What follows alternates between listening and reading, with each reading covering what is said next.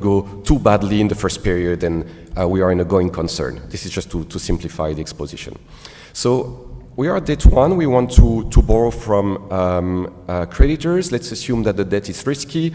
The creditors need to break even in expectation. So if they give us B1, what will they get? Well, with probability P2, things go well and we can repay them with interest. With probability 1 minus P2, they get what is left in the firm, which is X1 times RL.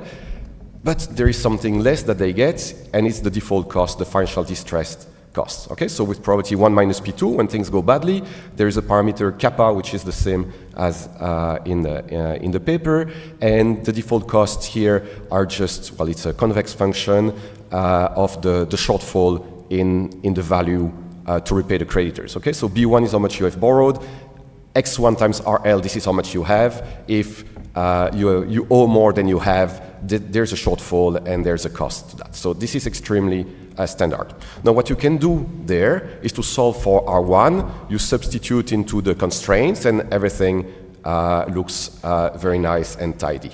I'll spare you the steps, but I'll show you what it looks like. And again, I'll look at the date 1 decision. So at date 1, I want to decide how much I invest. And you'll have to believe me, but once you solve for R1 and you do the substitution, this is what you get. The first part is the Modigliani and Miller surplus. Okay, so you get R2 bar, this is the expectation of R2 minus 1. This is the expected surplus from investment at date 1. You had some surplus in expectation from carried over from date 0. E, it's your initial equity. So the first part, if there wasn't financial distress costs, that would be the most boring model ever. And then you have the financial distress cost, which, of course, in equilibrium, you internalize because the creditors need to break even. That's what we teach all our students. And so the financial distress cost boil down to that term here. And there are two possible cases. The first one that I've shown you is if after if the first period investment was low, you get an RL there. If the first period return to investment was high, you just have something more there. But let's set that aside for now. Just take what happens as given, and in both cases, you see that there is a trade-off, right? When you increase X1, you increase your Modigliani and Miller surplus, but you also increase your expected financial distress cost. So that's a very basic trade-off, and there is no need for dynamics here. So that's the first point that I want to make. Second, bringing on the dynamics, investing at day 0 is also positive NPV. And the key thing in this simple model is that it will allow for more equity and expectation at date 1. So slightly rewriting what I had in the previous slide and now looking at things from date 0 perspective. So you will have that with probability 1 minus P1, you get the first line of the financial distress cost, and with probability P1, you get the second one. And what you see when you rearrange the terms is that the financial distress costs depend on how much equity you have at the end of the first period, right? And what is it? It is your initial equity plus either the surplus or the loss that you made on the first period investment. And so things are a bit different here, because when you think about X0, again, there's a trade-off. The more you invest, the more you get the Modigliani and Miller surplus, but you have two subtle things happening there. In expectation, you get more equity at date 1, which means that in expectation, you reduce the financial distress cost. But of course, it's a convex function, and so you also increase the volatility of your equity at day 2, which increases your expected financial distress cost. And because it's convex, at some point, once you increase X0 more and more and more, the convex part dominates, and so that's why you have an interior solution. And in a sense, that's my way to think about what is happening in their model. Now, a few remarks. In my model, if you play with kappa and the expectation of R2, you get very similar comparative statics to what is in the paper and what leads to the to the empirical predictions. But then I think the crucial question is, where are the credit lines in my model? No credit lines. But where are the credit lines in your model? There's no credit line either. So I think it's very useful to use those models to think about what borrowing limits are, but there is something missing there. So this is the picture that Niklas showed you. To me, it just looks like the trade-off theory. And in a sense, that's what my model is about. So it would be nice to have some credit lines in there. So that's just a very basic way to think about financial distress cost. Now, what is the limit? You can think as the limit as the point where you have the asymptote, but once you think about credit lines, it's not how it works, right? Because credit lines are set at a given interest rate. So clearly the limit is below there. And so there is potentially something very rich to look at, but I couldn't figure it out just for the discussion. So let me conclude on giving my take on the empirical result, given what I've just told you. So the first result is that the utilization rate decreases with volatility of cash flows. So in a sense, borrowing is related to volatility. That's fine. It speaks to the trade-off theory. But again, how shall we interpret what the committed amount is? What is the borrowing limit? There is something more to be done there. Utilization rate increases with maturity. Well, I'd like to think of the credit line as an option. And so if the credit line is currently in the money, from a static point of view, it's a no-brainer. You exert the option. But from a dynamic point of view, refinancing is an issue, right? Because if you take the credit line now, but it expires next period, and you have invested and now you need to refinance, you are in trouble. And so this is where we really have the role of irreversibility and the link with the credit line that is important. But then you get into endogeneity issues, right? Because the maturity of the credit line is very likely to depend on the irreversibility of the investment. And even if you control for industry, within an industry, firms are likely to self-select into longer maturity credit lines if they are just investing in stuff which is more irreversible and not just day-to-day activities. And the final bit, the propensity to draw on increase in borrowing limits is positive and decreasing in distance to the limits.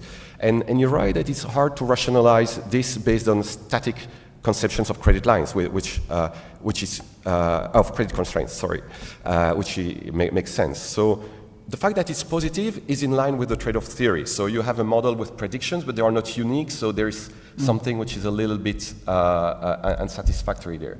Now that it is decreasing in the distance, I find it super interesting. But again, neither my model, not yours, has credit lines and can really get to that fact. And that's something that I think is a super interesting thing for future research. And that's exactly where I'll stop.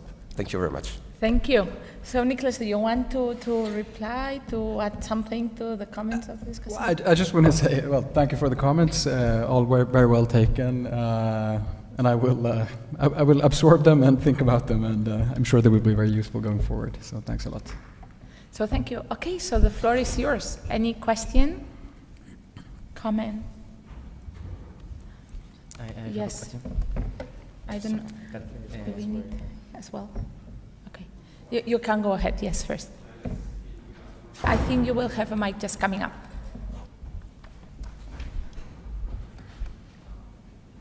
Thank you very much. Very interesting paper. Just have one question about the empirical part, the business cycle patterns. I guess these constrained firms' utilization rate is low in case something happens in bad times. But when something happens,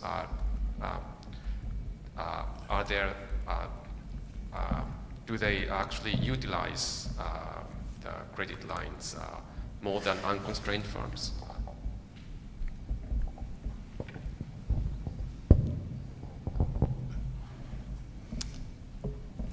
Yeah, so another question. So very interesting paper.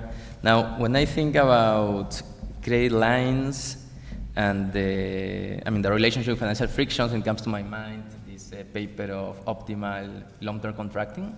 So the Marson Fishman have this paper in which you can implement a long-term contract with long-term debt and credit lines.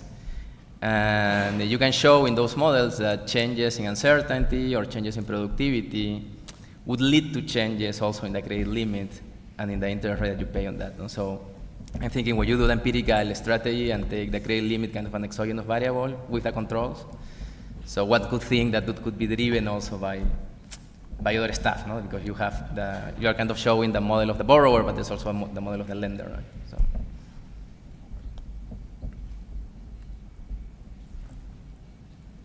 Any more comments, questions? Yes. So, very much related to Frederick's point, it looks to me that, and the lender part of it should be there also for the outside option when the distress moment comes, because there's the credit lines about securing a price in a bad time when the potential price of alternative options are really bad, and in good times the alternative options are there. So, so it looks to me that that credit line is not the only type of credit that the firms have. Maybe it would be useful for me at least to have in the stylized facts the connection between credit lines and other sources of credit, even bank credit that you probably have in the data, to see whether there's substitution or complementarities between the two. Right. So now we might let Nicholas answer if you want to add to some of the comments.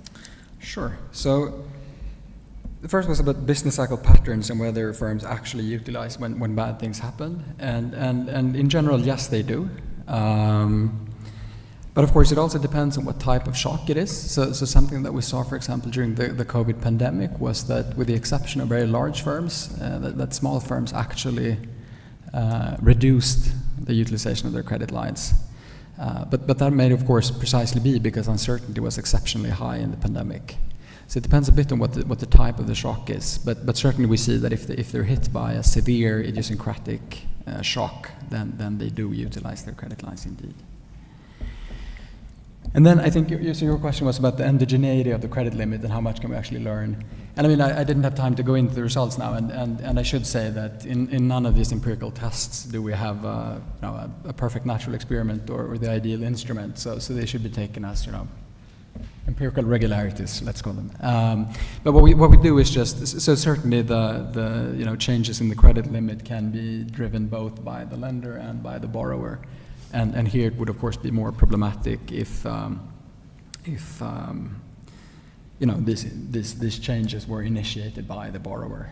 I mean, we're thinking of a situation where the lender sort of extends it, and then you want to see what happens. So what we do is that we impose fairly tight sets of fixed effects to absorb as much as we can of the variation in credit demand that might drive this. But of course that only goes so far in that direction. And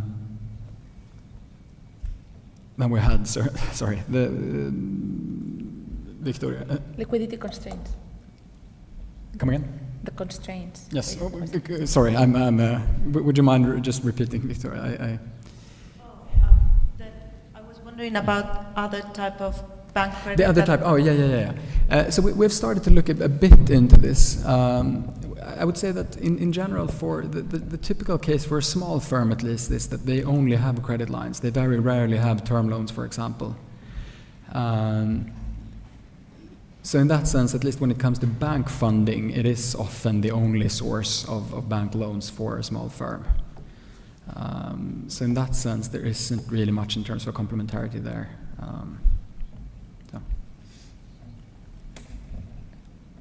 Okay, so thank you very much. We'll go to the next presentation, and that's for you. Okay. So Florian Wicking from the Bundesbank, he's going to talk about the theory of eligibility requirements and firm risk-taking. Okay, yeah, thanks, and welcome also from my side. Thanks to the organizers for including this paper. So this paper is joint work with Matthias Kaldorf, who, like me, is at the Deutsche Bundesbank, and this is why the usual disclaimer applies. All right, now what is this paper about? The paper is about firms' debt reaction to the eligibility of their debt in certain financial operations. And eligibility requirements are actually a fairly general feature of the financial system, as all of you know, right? They feature very often in, for example, policy. Think about QE, where certain assets are eligible to be purchased. Think about credit operations from the central bank. You also have a collateral framework there. And again, against a haircut and for certain qualities, certain assets are eligible to be used to gain liquidity. And this is not only for the public operations here. You also find eligibility requirements, for example, when you look at pension funds, at investment funds that have a certain mandate to invest above, I don't know, a certain quality or for a certain quality. So they're in a sense part of the plumbing of the financial system. And as I said, they're very often also formulated in terms of maximum default risk requirements that they must not violate. And while they are usually a more sluggish instrument, there are times when they are actually adjusted.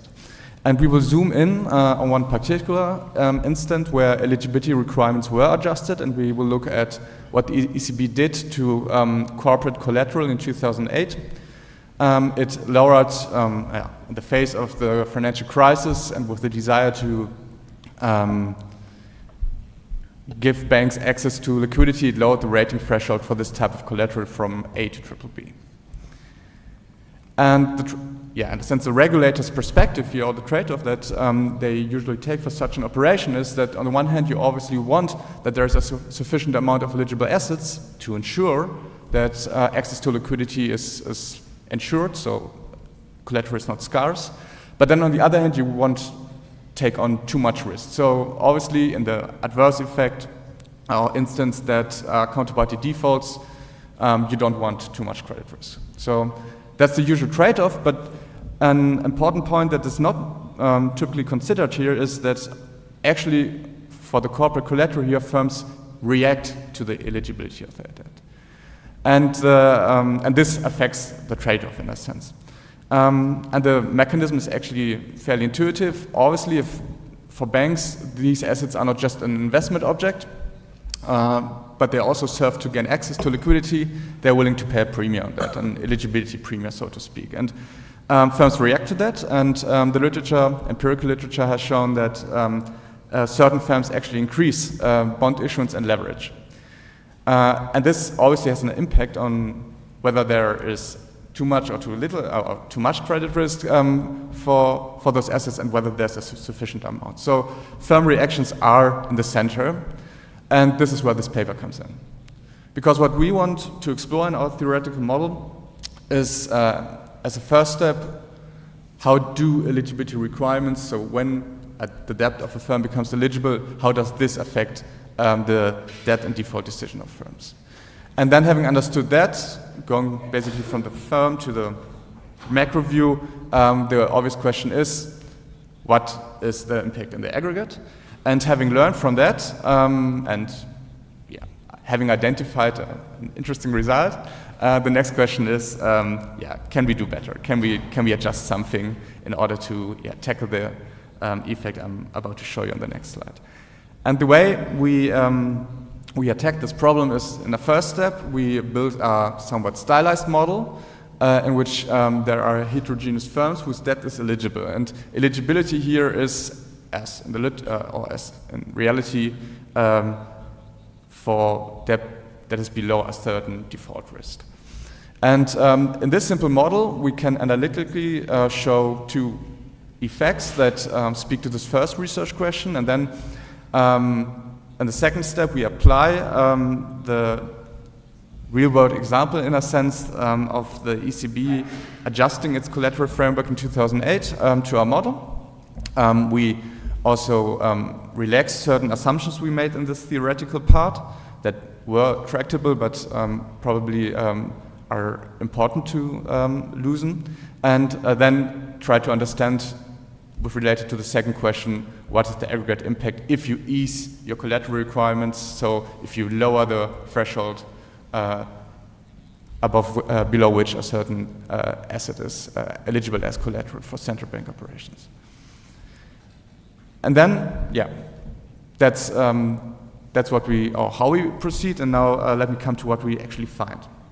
So, at the first step, how do firms react to eligibility? We show that this impact is heterogeneous across firms, and this heterogeneity will be related to the quality of a firm, to the revenue they have. Again, this is something found in the literature, and the result will be that for low-risk firms, or like firms with very good revenue in a sense, they take advantage of the eligibility of their debt and increase leverage. And this is something that we call a risk-taking effect. Risk-taking for the obvious reasons, because firms can default, and this increases risk. But then, on the other hand, the impact on the quantity, the supply of collateral is not unambiguous. On the one hand, if you increase debt, there might be more quantity around, but in the end, if the quality is worse, the actual supply that can be used is probably lower. So this effect is ambiguous in the full model. And the second group of firms, or the second effect, is for medium risk firms. Now, medium risk firms are firms that are otherwise not eligible, but having the chance to become eligible and the chance to reap the benefits of eligibility, those firms constrain themselves. They discipline themselves by lowering the debt choice they make to lower their default risk and to become eligible. And this is something we call a disciplining effect, which has again, as the name suggests, a positive effect on aggregate default risk. Now, these two effects are, we show these two effects for firms becoming eligible, but they are also present in a scenario where we relax the eligibility requirement. And as I said, this is the second step that we take as an example what the ECB did and apply with knowing these two effects, this to our model. And what we find there is, I mean, of course, the impact of a collateral easing is still positive on the amount of available collateral. So that's, in a sense, a mechanical effect. So as soon as you lower the threshold, more debt, like mechanically, is eligible. So that's a mechanical effect. But then firm responses come in, and we show that the total effect is actually, at the end, lower than this mechanical effect, precisely because firm responses dampen the impact on the collateral supply. And the reason for this is a very prominent risk-taking effect in our model. Firms increase leverage to a point where, because debt will be long-term and because revenues will not be permanently high, those firms will run into a debt rollover problem, which will then eventually, in the stationary distribution, lead to less collateral being available, and thereby reducing this mechanical effect. But still, the total effect is positive, but again, firm responses here dampen this mechanical effect. And then as a last step, related to the last question, we asked, so what can we do? And the point is, we suggest an eligibility covenant, or something we call an eligibility covenant, which is basically an extension of the rating requirement for firms that also takes into account leverage and, in a sense, punishes risk-taking and incentivizes disciplining, and will thereby alleviate this dampening effect of firm responses. Okay, so far to what we find. Now, very quickly, obviously, we are not the first ones to think about our collateral framework in a theoretical sense. There are several papers around, but to make it short, what those papers typically don't have is they take as exogenous the quality of collateral. They take as exogenous the reaction of the collateral supply, right? In our model, this will be endogenous, and this is something, in a sense, with which we complement the literature. And then the second literature is of empirical nature. I initially said there are collateral eligibility premia, there are firm reactions, and I didn't talk about that there is actually empirical foundation behind that. And there is, as you see, a host of different papers that first identify that there is an eligibility premium. So when firm debt is eligible, they have lower cost of finance. Then there is a second group of the literature that actually shows that those firms react to that and there is a group of firms that actually increases leverage, also empirically, which is risk-taking in a sense then. And there's also another two papers that actually show that there are also certain firms that discipline themselves when they have the opportunity to become eligible, so they discipline. And what we provide to this literature is, in a sense, there are certain empirical regularities out there, and we provide a framework to study this, and then potentially at a later stage also to talk about optimal policy in this setting. Right, so far so good. Now, as I said, first step is a simplified model in which we try to flesh out the two effects, the disciplining and the risk-taking effect. And when I say it's stylized, it is quite stylized, but I hope it should be sufficient to show that these two effects are there. So in this simplified world, we have two agents, firms and banks, that meet each other on the corporate bond market. And firms issue debt because they're impatient. Banks, on the other side, invest in this debt, not only because it's an investment object, but also because they are willing to pay a premium. Now, this premium here will be exogenous, but we have also tried or did robustness checks with endogenous premium. For now, for simplicity, we leave it exogenous, but you can think about those eligibility premium again as this debt giving banks access to liquidity in secured lending, for example. This is a standard example, and it's very often done in the literature like this. So when is a debt or when is an asset eligible, there is an eligibility threshold, which, just like in reality, will be set by the central bank. Okay, so this is the basic setup. Now let's zoom in on firms. Now firms will receive revenues. They draw revenue from a distribution, and as said initially, the firms are heterogeneous. And in what sense will they be heterogeneous? Well, the distribution from which different firms will draw differs across firms. And for illustration, just say there is a firm low, a medium firm, and a high firm. And the distributions from which those firms will draw their revenue differ in a stochastic dominant sense of first order. So there will be certain firms that are permanently better than other firms because the likelihood for them to draw a good revenue or to draw good revenue will be higher. So there are, the takeaway, firms that are permanently better than others. So that's the key dimension in which firms will be heterogeneous here. Now the issue debt, I already said that. In the simplified model, this will be one period. Debt, and firms will be able to default or will default if the revenue they draw is just too little.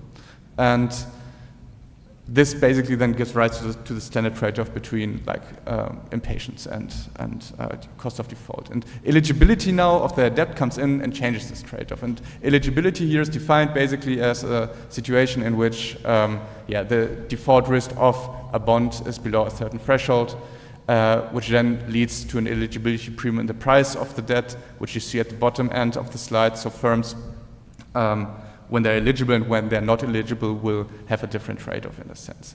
And now the first observation is, how do those firms differ? And we show that eligible firms, or an eligible firm, issues more debt than an otherwise non-eligible firm, precisely because it takes advantage of the lower cost of finance to increase dividends.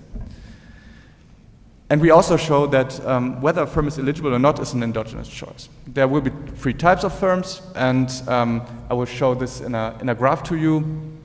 Because, the theorem, it's nice, but I like to illustrate it in a graph. So what you see here on the x-axis is the distribution of firms, so more productive, less productive, and the default risk associated with their debt choice. You have the thick black line, that's the default risk associated with their debt choice, and you have the blue lines, which is the debt choice of an eligible and non-eligible firm. The thin black line is the eligibility threshold. And what we see is that for very productive firms, there are basically firms that increase their debt choice compared to the non-eligible debt choice, precisely because they can do this without violating the eligibility threshold. So these are unconstrained eligible firms. And then there is a medium portion where firms just issue debt according to their eligibility threshold. Why? Because when they follow the eligible debt choice, they would be non-eligible. The dotted blue line is above. The thin black line, those firms would not be eligible if they follow this choice, but the benefit from being eligible is still too big, so they constrain themselves. And then there's the right part, the less productive firms that won't be eligible.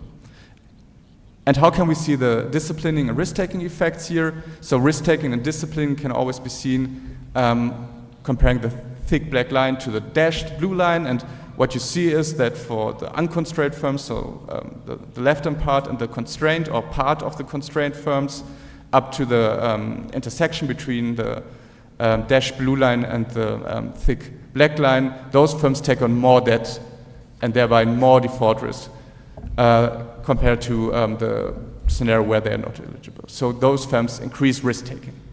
And then there is a portion just before the jump and right to the intersection of firms that reduce the debt they would take in a world with non-eligibility to be eligible, so to reap the benefits of eligibility. Those firms reduce their default risk, they discipline themselves. And those effects are also present not only for when we introduce eligibility, they will also be present in a world where we apply this to the ECB collateral framework, so to a collateral easing. And we made two adjustments here. I mean, you might have wondered why are firms permanently different? That's not very realistic, and we relaxed this. So still there is persistent revenue, but again, firms will not be permanently different. And instead of one period bonds, we say bonds are long term. And I skipped the calibration. We calibrate the model to the euro area before Q3 2008. And now we look at a collateral easing, so an increase in the threshold for eligibility, and we try to understand what these two effects do. And as I said initially, there's a mechanical effect, intuitively, if you increase the threshold, more debt is eligible, and there will be firm responses. And how this plays out in our simulation then is the top of this graph. You see, just look at the first line, please. The mechanical effect is 71%, so compared to, this is the difference between collateral supply before and after collateral easing. So the mechanical effect is 71, the total effect is 62, so it's lower. And the reason for this is the firm response. That's what is the difference between those two, right? And the lower part here shows us how important the disciplining and risk-taking effects is, and under lenient policy compared to a tight policy, so BBB compared to A threshold, you see that a risk-taking effect is way more prominent. And the disciplining effect is less so. And the reason, and this is precisely the reason why firm responses dampen the total effect. Firms engage in too much risk-taking, while when they are confronted with reduced eligibility and they can take on more debt, their revenue is sufficiently persistent, they are sufficiently impatient, so they do that. But since debt is long-term and revenue is not permanent, it may be that their product falls out of fashion. They have a draw of bad revenue, Debt is long-term, debt is sticky, and this will lead to a rollover problem. So firms will eventually will be less able to service their debt. They might default, and this eventually reduces collateral supply. And since I'm running out of time, if I saw this correctly, I will skip the eligibility threshold. It's not the covenant. It's just a way, in a sense, to reverse the relevance of the debt, of the risk-taking and disciplining effect in favor of of disciplining, which then will dampen this effect. Okay, so in a nutshell, new take here is we take firm responses to eligibility into account. We showed that there are conflicting effects in sign, risk-taking, disciplining, and we show that when we apply to the ECB collateral framework change, that firm responses dampen the total effect on collateral supply. And although I couldn't show you, you have to believe me, eligibility covenants are proposed as a tool to alleviate those effects. Thank you. Thank you. So Victoria Manasco from CRE is going to discuss. The slides. For you.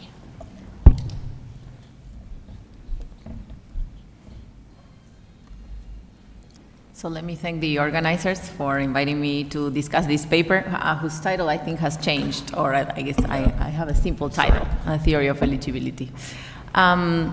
We saw a very good overview of the paper, so I'll be quick. So this paper studies the implications of having eligibility criteria for assets to act as collateral.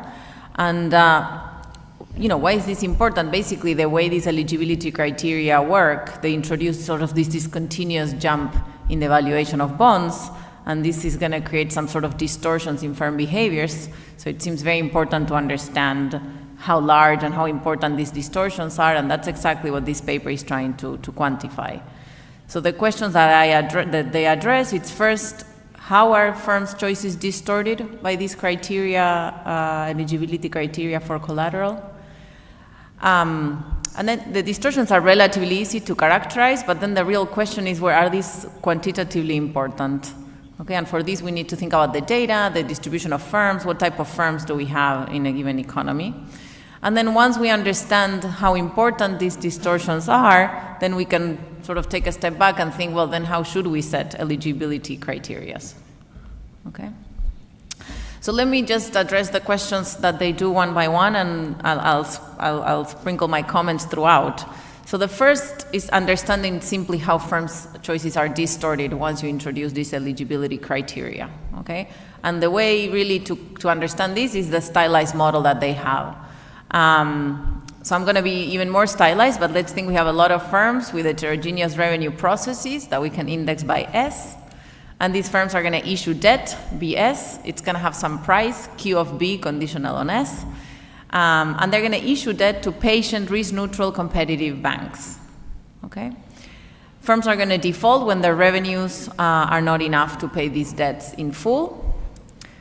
And the probability of default is just simply what's the probability that the revenues fall below your debt obligations. So that's the CDF F of B. Okay? So what is the definition of eligible collateral? It's a collateral such that given the firm type, this debt B implies a probability of default that is below a given threshold. Okay? So this threshold F bar is what sets the eligibility criteria. And then when we translate this into prices, what does it mean to be eligible? And this is where the discontinuity comes. Well, when you're eligible, basically you get this premium L, okay? That in the model it's exogenous. I would argue in the model it's always exogenous. Sometimes they allow this L to vary with the total amount of collateral outstanding, which I think makes sense in a market sense. But it's still never, it's always reduced form. So, what is this price? Well, if there's no default, you get a unit 1, so the price without eligibility criteria would be just probability of survival of these firms. And now we just add this premium L, conditional on being eligible, okay? One question I have here, and I don't know what's the right answer, so it's a question to the authors. You always scale this premium by the default probability, and, here it's a static model, so it seems you would use this collateral before there's default, so maybe in the dynamic model. I do think there should be some relationship between the premium and firm characteristics, but I'm not sure that this is I wonder why you did this scaling. So now we know that we're going to have this discontinuity in prices once you switch this default threshold, okay? And then what is the value of the firms here for a given debt level, a firm that is a type S? Well, first you get the income from raising bonds, which is Q times B, and then you just discount the next period, which is the expected revenues minus your debt repayments, conditional on the firm not defaulting. So then there are 3 cases, and now I'm going to surprise you with my amazing drawing skills. So there are 3 cases, which I wish they were drawn like this in the paper, because the paper has lots of graphs, but they all seem more confusing to me than this one. So there are 3 cases. So here I'm just plotting the value function of these firms and how they vary with V, okay? So we should think that this is usually it's like a concave function, but here at some point we're just gonna have a discontinuity that jumps downwards, okay?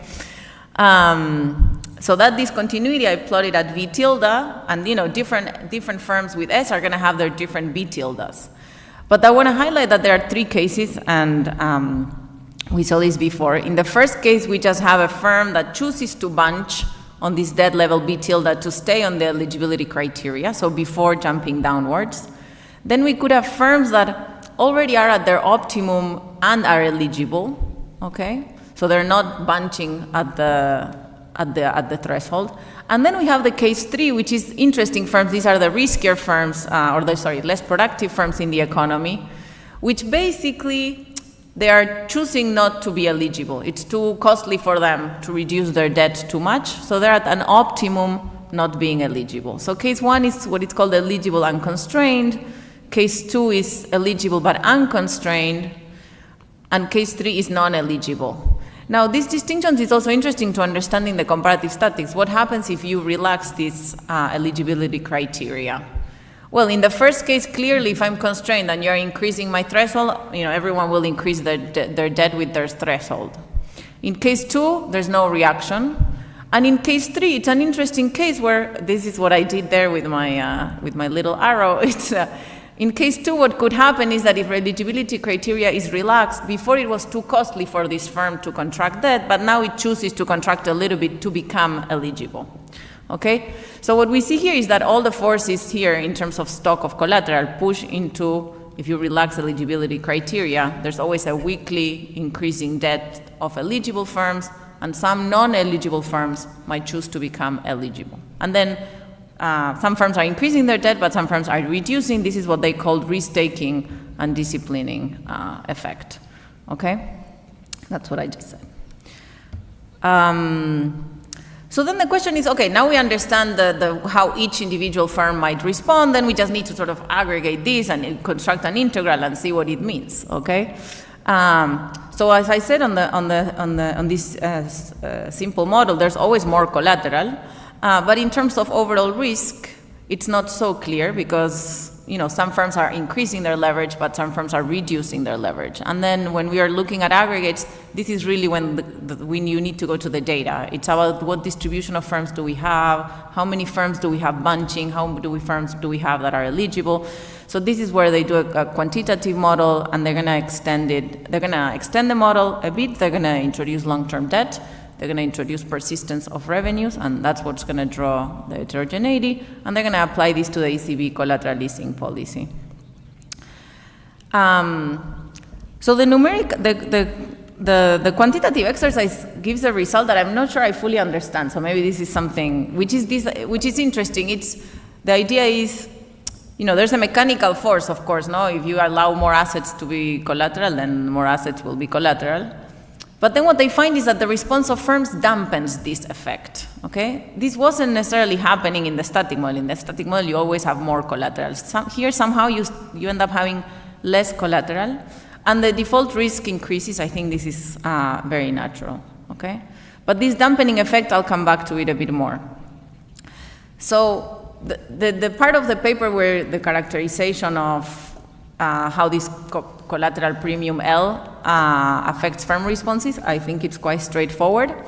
I do think maybe it would be worth it to think more about eligibility, and because it's not really a necessary condition to be good collateral. There might be other firm characteristics that make you good collateral, so it's useful to be eligible, but maybe you need something else, and that will affect your premium. And I guess my point is I really struggle to grasp this mechanism, because there is more stock of debt, so it has to be coming through the value of collateral falling, which I think is what you emphasize. It's somehow we end up with more debt, which will cause more defaults in the future, but somehow we're not capturing this now. So I don't have time, so let me just continue with this discussion, because then what you do is to say, well, how can I deal with this dampening effect? On top of the default probabilities, I'll put a bound on debt levels. But it seems that you're doing that because you want to restrict default probabilities, which is something that you're controlling directly. So I think one thing we could learn maybe from this paper, I think maybe what you should do is do not set your eligibility criteria on short-term default probabilities. Maybe you need to set them on a longer default probabilities, and maybe how long. I'm not sure exactly how it operates now. I'm not sure at ratings, what's their horizon. But it seems that that's really the key, no? That the eligibility's been looking at whether you'll default tomorrow, but that might increase the chances that you'll default in 4 periods from now. And through prices, somehow that lowers the value of the stock of collateral, which has indeed increased. Okay? So let me just say, I think this paper addresses a very important question. We care about how much collateral there is outstanding because it affects the functioning of the financial system, but we also care about firms and whether they're highly indebted or whether they have access to funding and investing. I think just as a comment, I think more intuition on these quantitative results would be useful. And I think it's good that you changed the title because I think otherwise you need more work on the theory to call it a theory of eligibility. Thank you. Thank you. So do you want to reply to some of the comments? Yeah, thanks. Well, first of all, thanks for the comments. They're well appreciated, and I'm happy that you noted the change of the title because this is something we also thought. Okay, but now, seriously, let me respond to a few comments. So, yeah, first of all, I mean, you rightly pointed out that this eligibility premium is exogenous. I mean, as I said, we did robustness checks on that, and I mean, it has a certain impact, obviously, but it didn't change the substance. So that's it. And you also asked why actually this premium varies in default risk. Well, this is something we observe empirically. So that's this. And I also take from your comments that probably, I think you said the graphs are confusing sometimes, something like that. Yeah. So yeah. Then I take this as a good comment or as a point to think about the exposition a little bit more. Thanks for that.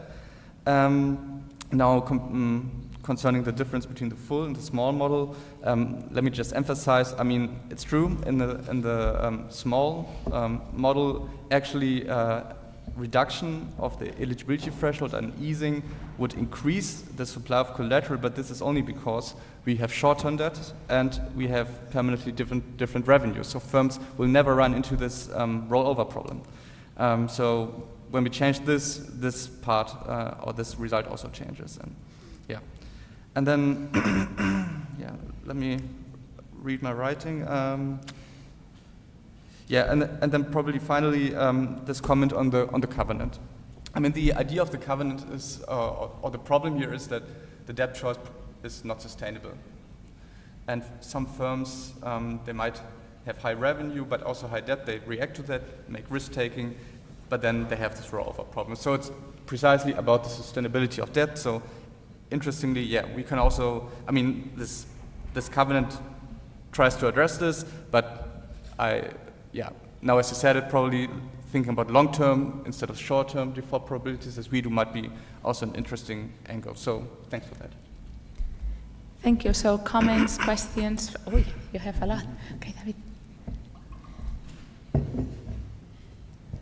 Hi, thanks a lot for the nice paper. I was wondering if there would be an extra effect when we're thinking about risk-taking, and it's who's the holder of the asset. So we're talking about eligibility criteria, like maybe we're thinking about who has access to the discount window. Your model is only banks, so there's no different types. But this could also change. You know, you could have like direct market finance versus banks, and this could give incentives of the initial holder. And you know, if that's the case, then this could also affect different incentives to monitor of banks because they have different technologies or something like that. But this is more for the overall risk-taking effect. If there could be this change in who holds the assets and hence maybe how the risk. Let's get some comments together so that he can reply to all of you. I'm going to piggyback exactly on what David started. So you talk a lot about the supply of this newly eligible debt, and I wonder whether you could talk more about the demand for this. Specifically, you probably have the data to show how much of these banks started pledging with the ECB to actually see what's the uptake. And specifically, coming back to the covenant, I wonder that another way this could work is through haircuts. So if the haircuts are very large, this could also disincentivize the banks to purchase this debt, and that would be interesting to explore as well. Julian? Yes, so you talk about this as if eligibility were at the firm level, but really, isn't it more at the bond level, and then it depends on how you package your debts across potentially different debt classes? So let's answer first these 3 points, and I think there are some more, but... Yeah, okay, so first of all, I mean, the first question was also a comment, right? So what if there are other holders of this debt? Yeah, it's an interesting point. I mean, I can imagine if we now would assume, I mean, just say there are investment funds that can hold it, and banks are better at monitoring. This might, I mean, that's, I think where your comment is going, this could dampen the risk taking, right? Because banks could, like, yeah, enforce this. So, yeah, that's something not in the paper, but obviously could be interesting. So, thanks. Then there was this question about, yeah, the demand side. Now, the demand side is, as you've seen, very stylized. So, for example, we do not model the actual reason why eligibility gives a premium. So, as I said again, there are papers that do this, and in fact, we also have a paper that does this, which is not this one, but another one that applies this risk-taking idea to green bonds. So there we actually model that, and the risk-taking effect still is the dominant force. So we can do that, but so far I've no indication that it would change the result. And regarding haircuts, that's a very fair point. So let me remind you all, like, haircuts, yeah, I mean, there are basically two dimensions here of eligibility, right? The threshold, when is a certain asset eligible, and then how do we value this? So how much credit from the central bank do you get against this asset? A haircut typically smaller than one would have the same effect, in a sense, on the firm, the premium it can get, because it enters the pricing of the bank. So, so from the firm side, probably not too different, and this is again in this other paper. Now, what haircuts actually do is they address, at least from my point of view, a different form of risk. Namely, the situation where your counterparty defaulted and you try to sell this asset. And probably there are liquidity problems, so you have a haircut ex ante to basically, yeah, don't have too much exposure here. So a haircut is, in a sense, tackling a different problem. This problem of liquidity when selling the asset. And again, haircuts, I think, do not. I mean, you made that comment in relation to the covenant. Haircuts do not provide that strong an incentive to reduce risk-taking than the covenant.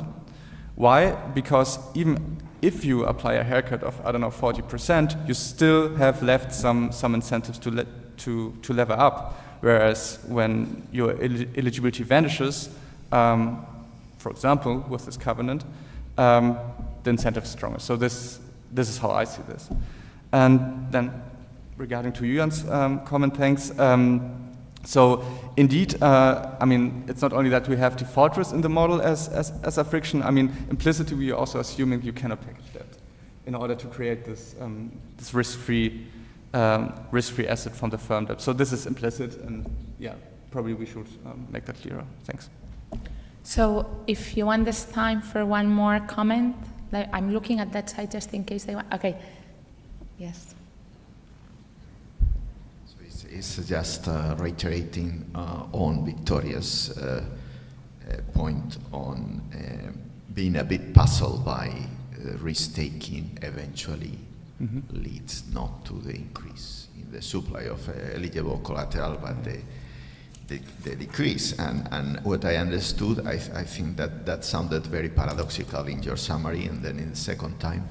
But then you mentioned that there is this rollover risk. So it seems that eventually the short-run effect will be an increase in the supply of collateral, but then eventually your firms default and die.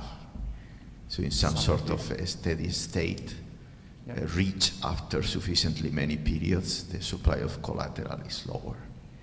So I want to confirm that this is the story, but if this is the story, then it will be crucial how your dynamic analysis you replace potentially the defaulting firms with new firms. What are your assumptions about that? And then if the final result is that, a suggestion for presentation is that you should be presenting the dynamic model, because you present as the static version where the effect of risk-taking is the expansion of collateral. And then we get surprised by the fact that the prevalence of the risk-taking channel eventually takes you into a reduction in the supply of collateral. So I think this dynamic part of the results should be much more clear. Also, if the firms are forward-looking when they decide on their indebtedness, anticipating that if they go bankrupt, they will not profit from issuing eligible collateral anymore. Thank you very much. Yeah, thank you. And thank you also for pointing this out again. So yeah, indeed. The results are based on the stationary distribution, and yeah, thereby this dynamic component is not something you would see here. And yeah, again, but I guess that's clear right now.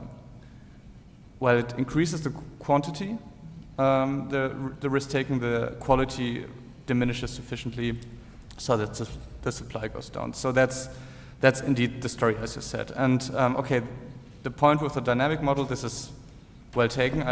I guess, or not I guess, I think that's a very good comment. Thanks for that. Now regarding the assumption on what happens if a firm defaults. So at the moment, in order to have, yeah, in a sense, to have more tractability, we assume firms are restructured immediately. So there's not an intermediate default period. So basically, the firm defaults, is restructured, and then can enter the bond market again. So that's the assumption. Okay, thank you. So now, Julian Kolm from University of Vienna is going to present financing and resolving banking groups, and we are going to give him this. So thank you, and let me thank the organizers for giving me the opportunity to present. This is joint work with Albert Banial-Estagnol from Pompeo Fabra and Jean-Gilles Laurent, who is also in the audience. Nevertheless, all errors are mine. So the financial crisis of 07-08 has demonstrated the cost of the failure of large and complex banks. And in response, we've seen a bunch of regulatory reforms that, among other things, aimed at reducing the probability and public costs of bank failures. And so these regulations include improvements of what's called resolution mechanisms. And in order to make large and complex banks more resolvable, they require banks to prepare resolution plans, sometimes called living wills, that need to be accepted/negotiated with the supervisor. Banks are also required to hold TLAC, that includes financial claims that can be written down or diluted during resolution in order to recapitalize these institutions. So within this broad framework of making banks more resolvable, there are two big approaches. One is called single point of entry, where resolution by and large attempts to preserve a banking group's corporate structure. It mutualizes losses within the banking group, and this is chosen by many of the large banks and arguably preferred by regulators, although to varying degrees. And then there is what's called multiple point of entry, where different parts of a group may be resolved separately, thus changing the corporate structure of a banking group upon resolution. To do this, banks have to specify so-called entry points at which the regulator can take control. This resolution approach maintains the limited liability between different parts of a banking group that are resolved separately, and this has been chosen, for instance, by BBVA, HSBC, and Santander. So the key questions we want to address in this paper is, what is the trade-off that's implied by this choice between single point and multiple point of entry resolution regimes? How do these different resolution regimes affect the ability to operate banking groups and units? How this affects the continuation of banking units following negative shocks? And from a policy and empirical implications perspective, we're interested in for which banking groups makes single point of entry or multiple point of entry more sense, and is regulators' preference for SPV justified or not.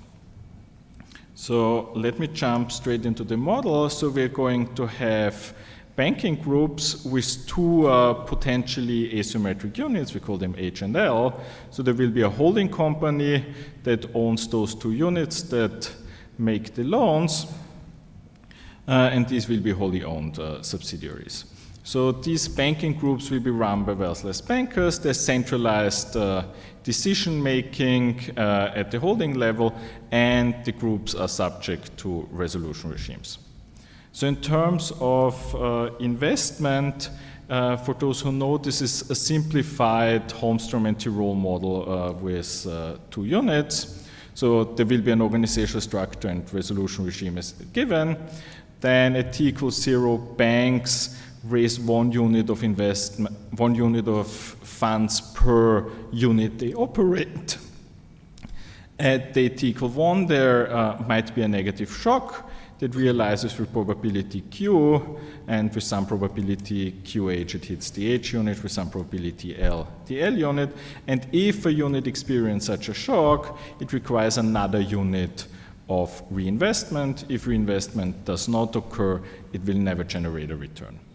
Then after the realization of any possible shock and any potential reinvestment, bankers make monitoring decisions for each of those units that increase the probability that the bank generates a return, and then there's a simple binary return structure where with some probability there is a success payoff R and otherwise 0. And both the success payoffs, the probability of success and the probability of a shock can be different between those two units. And we assume as standard that both investment and reinvestment here are positive NPV with monitoring and negative NPV without. So in terms of financing information, so bankers have no wealth and raise financing from competitive credit markets. All parties are risk neutral, protected limited liability, and discount factor of 1, very standard. Returns are observable, monitoring decisions are not, also very standard. Then less standard, the shock here at t equals 1 will be the private information of bankers. And the inability of markets to observe these shocks obviously prevents financing contracts that are contingent on the realization of these shocks. And this will reduce the ability to raise financing for reinvestment outside of resolution. And there's an extension in the paper that goes into details this, but we are not going to discuss this further, but just remind, without resolution, there will be less ability to raise funding for this. Now, what does resolution do? Well, resolution ensues if the bankers report that the unit has suffered a shock. And if resolution then ensues, a regulator temporarily takes over control of the bank. He then verifies the shock. So resolution here serves as a state verification device of whether shock has indeed occurred or not. And this will facilitate refinancing because, well, the regulator knows whether shock has occurred and can act accordingly. The regulator can then restructure existing claims and raise new financing, and his goal will be to maximize ex post efficiency, so that is efficiency once resolution ensures. To do so, he will ensure monitoring and maximize continuation and reinvestment of units and minimize losses to existing investors. And we make one assumption here, which is that in the absence of resolution, banks cannot raise sufficient financing to reinvest units that suffer negative shocks. So resolution here is really necessary to ensure that refinancing might occur. In terms of the different resolution regimes, SPU resolution, we model this as resolution that always ensues at the holding company. The units are resolved jointly and the losses are mutualized. With MPU resolution, there's the possibility to designate one or both units as entry points that are resolved separately when they're hit by a shock. there are no transfers between units that are resolved separately. And if a unit is hit by a shock that's not an entry point, then resolution ensues at the holding and both units are resolved jointly. So as a benchmark to understand what resolution regimes do, let's have a look at what would an optimal contract be in this environment. So the first thing we want to look at is the pledgeable income at T equal 1, that is after a shock and after any potential reinvestment. And very standard, due to the agency costs of monitoring, the pledgeable income will be lower than the present value of these units. And we can decompose the pledgeable income of a 2-unit banking group into the pledgeable income of the 2 units, plus a synergy term that comes from cross-pledging returns from the banker's side. So, and this is all kind of standard.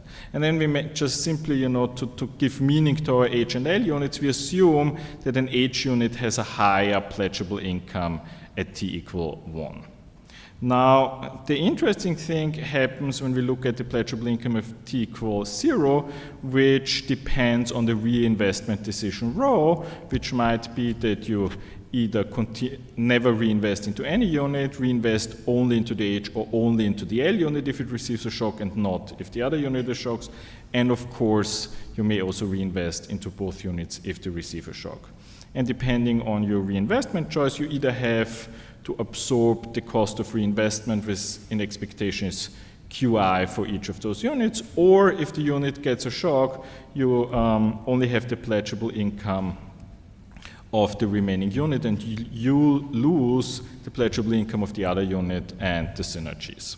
Now, and the key question here is which operation reinvestments decisions can the bank finance? So, to look at this, let's first think about when does the pledgeable income of a banking group at T equals 0 increase in the reinvestment decision. And the condition that governs this is very simple. So reinvesting into a unit increases the amount of financing that can be pledged at T equals 0 if the marginal contribution of that unit, that is its standalone pledgeable income P1I, plus the synergies that come from operating both units together, is larger than the reinvestment cost of 1. And if that's the case, then reinvesting into this unit increases the pledgeable income at T equals 0, irrespective of whether there's reinvestment into the other unit or not. Now, if a bank can operate both units in the first place, so it can raise 2 units of capital at T equals 0, this implies it's always optimal to reinvest into the H unit. The reason being that when the pledgeable income at T equals 0, that has to account for the cost of future reinvestment is larger than 2, then the marginal contribution of at least one of the 2 units must be larger than half that, which is then larger than 1, and since the H unit has the larger contribution, it always increases the pledgeable income, and since investment is efficient, it is always efficient to invest into this. This brings us to the L unit, where that's not necessarily true, and in particular, there's the, for us, important and interesting case where the pledgeable income of the L unit is so low that its reinvestment lowers the pledgeable income at T equals 0, and it requires transfers from the other unit in order to reinvest. And now if, this expected financing deficit of continuing reinvesting into the L unit is large enough, this might cause the T equals 0 pledgeable income to fall short of the required investment of 2 at T equals 0, in which case the bank cannot finance both units, even though that would be value maximizing. So we are left with 3 different cases. So it is optimal to operate both units and reinvest in both units if the pledgeable income is sufficient for doing so. If not, then it might be optimal to operate both units but reinvest, there's a typo, so reinvest only in the H unit following a shock, because reinvestment in the L unit is too costly if you can only finance the initial investment if you do not reinvest into the L unit. And of course, there's the case where you just don't have enough pledgeable income to reinvest into both units in any case, and we rule this out since we're interested in, well, the resolution of banking groups, so banking groups need to be able to form in the first place. So what does this tell us about resolution? Well, SPU resolution preserves corporate structure and neutralizes losses. So a regulator that steps in and takes control of the bank can and will transfer resources within this banking group to reinvest in any unit. And that's always possible because if the bank can raise 2 units of investment in the first place, then it can always raise another unit after writing down existing claims if reinvestment is required. And since the regulator maximizes net present value, he will do that. As a result, the pledgeable income of an SPUE bank will be equal to the maximum pledgeable income that can be achieved if you continue both units. And so this will implement the constrained optimum if indeed it is constrained optimal to continue both units. Now, for MPU resolution, let's consider the case when a unit is an entry point. In that case, the unit is resolved separately if it suffers a shock, and because the regulator then cannot transfer resources to that unit from the remainder of the banking group, there will be no reinvestment if the standalone pledgeable income of that unit is smaller than the required reinvestment of 1.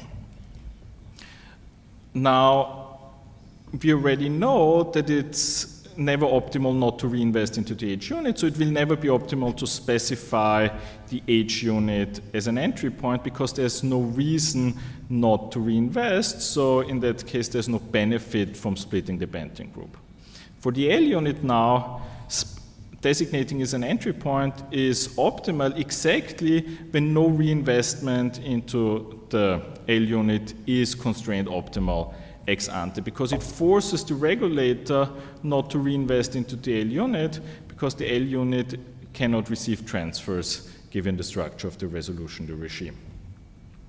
Now, this allocation of entry points implements the constrained optimum exactly in the second case of our proposition when it is possible to operate both units in the first place if and only if you shut down the L unit in case it gets a shock. Now, in terms of efficiency, what we can say is that one of the 2 resolution regimes can implement the constrained optimal operation reinvestment decisions. Importantly, the coexistence of both resolution regimes with a bank-specific application is much more efficient than would be either resolution regime alone uniformly applied across banks, because very naturally, these pledgeable incomes will obviously be banking group specific, so the optimal continuation policies will be banking group specific, and choosing a targeted resolution approach will be valuable. So, to summarize, MPU resolution can lead to the shutdown of units that's inefficient ex post, but constrained optimal and necessary ex ante to form the group in the first place. And this will be particularly important, if units are sufficiently asymmetric such that there are some weak units, and this might be because units have different scopes, competencies, geographical footprints, and so on. SPU resolution, on the other hand, is constrained optimal when financing capacities are sufficiently high to ensure reinvestment into all these units, and also when units are symmetric, in which case transfers between those units will be low generally. And however, if SPU resolution does not implement the constrained optimum, it can prevent ex ante investment and hinder efficient investment and group formation. So what do we learn from this? Well, MPUE banks can shut down weak units following shock to investors, so they should only designate weak units as entry point. They will be, ceteris paribus, more likely to finance riskier investments because they can insulate themselves from the transfers of necessary for reinvestment if risks in those units materialize, and they might also be less likely to curtail investment in weak units during crisis for the same reason.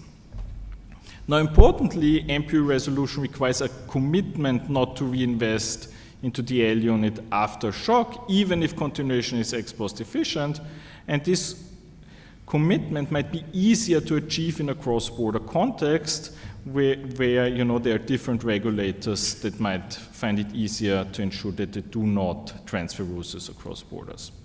So we can in general say a bit more about cross-border banks. So one reason why we observe NPUE in a cross-border context might be because these banks simply have more heterogeneous units, which makes NPUE the optimal choice for them. There's also a reverse causality here that NPUE banks are more likely to engage in cross-border activities because they can insulate themselves from the risks. And this might even be a strategic choice to make NPU resolution credible when regulators face commitment problems that might make NPU non-credible.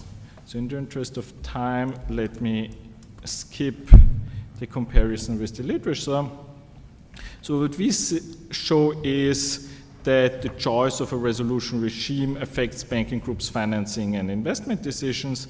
SPU resolution neutralizes losses and allows for ex post efficient continuation of weak units after negative shocks, but can prevent ex ante efficient investment.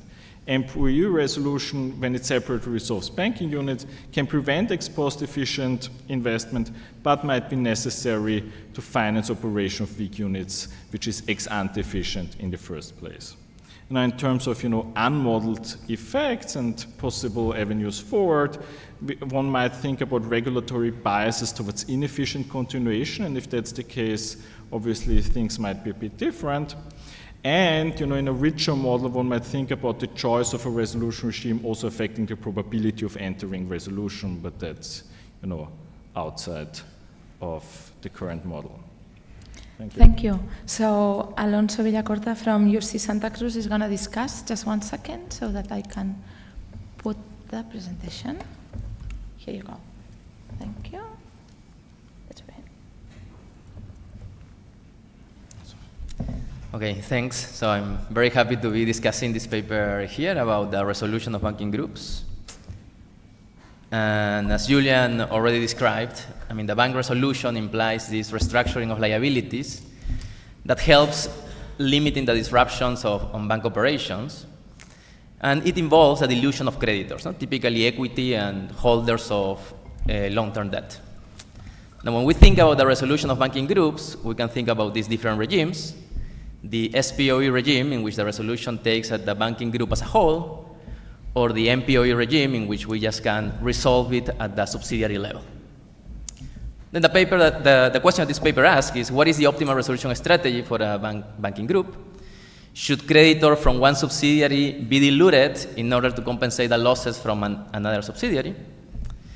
And to answer this question, this paper provides a theoretical framework that emphasizes a trade-off. In particular, the SPOE resolution, which is basically the commitment from the bank holding company to bailing any subsidiary, is optimal ex post, but it's going to hurt investors, and that can deter investment ex ante. Then the main result in the paper is that under certain conditions, an MPOE resolution can be better than the SPOE resolution, and therefore the resolution regime should be bank specific.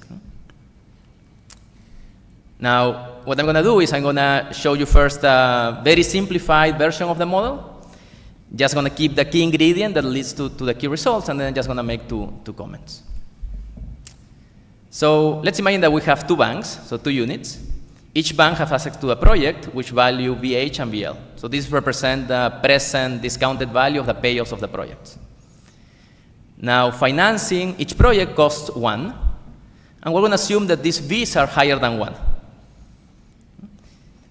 With some probability in the future, these projects are going to require some additional financing, but even these V's, VH and VL, are high enough. So even taking into account the expected cost, we would like to take these projects. what is a friction? There is a funding friction. Enough payoff must be, from this project, must be used to compensate insiders due to an agency friction. Then part of the value, EH and EL, that goes to the bankers. And only the part PH and PL, those are the pledgeable value that we can use to give it to outsiders, which are the ones that are going to be providing the financing. So very easy, we can see here, if to finance the project as a standalone bank requires that this PH or PL are higher than 1. Otherwise, we cannot raise the funding. The interesting case in the paper comes when this PL is lower than 1. So there is one unit that cannot fund itself.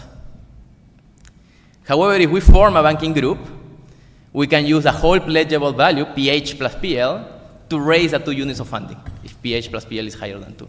And this is optimal, and this is what bankers are going to do. In addition, in the paper, forming a banking group generates kind of additional value, PS, but I'm going to assume that this is 0, because it's not needed. Now, ex post, in the future, there can be a liquidity shock. So with probability QL, the L unit may require additional financing, 1 unit cost of funding, or the project is lost. So how can we raise this unit of funding ex post? Well, we need to promise part of the pledgeable value to the new investors. So it requires a transfer from the initial creditors to the new creditors. That's what we typically call a bail-in. So if initial creditors take this into account ex ante at time 0, then what would happen if there is a shock and there is no reinvestment? So we're going to lose the L unit. So then there's this P0 value that we can promise to initial investors. Now with probability QL, we're going to lose the L project. So we have QL times 0. Now, if there is reinvestment and we can commit to the bail-in, these investors are going to lose even more. Because now they are going to lose, we need to raise 1 unit of funding. So 1 minus PL, remember PL is lower than 1, is going to be used from the H unit to compensate for the losses in the L unit. Then commitment to reinvestment or to a bail-in is actually bad for the initial creditors, and that leads to a trade-off. So ex post, we always want to reinvest in the L unit. Remember, these V values are very high. But that's bad for initial creditors. So if the ex ante, if the expected bail-in dilution is large, the initial creditors may prefer not to finance the bank holding company. So there are 2 cases. If the expected bail-in dilution for the creditors is small, then good, we can finance at T0 and commit to the reinvestment at T1, that's optimal. But case 2, if expected bail-in is too large, then investors would prefer not to give financing, then it would be ex ante optimal if we can commit to not reinvest into the L unit. So here is what resolution comes. So in the paper, their model resolution as the bankers can declare the shock. In that case, the regulator takes control and is going to reorganize the bank, diluting claims as needed, with the objective to maximize the net present value. So because this project have positive net present value, the regulator will try to continue the project if it can. So with the SPOE regime, then the regulator can use all of the claims and is going to be willing to do it. So it's actually a commitment to reinvest and bail in and continue the project. The MPOE regime instead, the regulator can only use the L unit claims, so he can only dilute the PL part, which is lower than 1. So it's basically a commitment to not reinvest into the L unit. Then in case 1, we have that the SPOE is optimal, while in the case 2, in which we would prefer to commit to not reinvest, the MPOE is optimal. So that's a kind of to my reading, the key message of the paper, which provides an interesting and clear message. An SPOE resolution, which is a commitment to bail-in, can be optimal ex post, but can deter investment ex ante. So the resolution regime should be bank specific.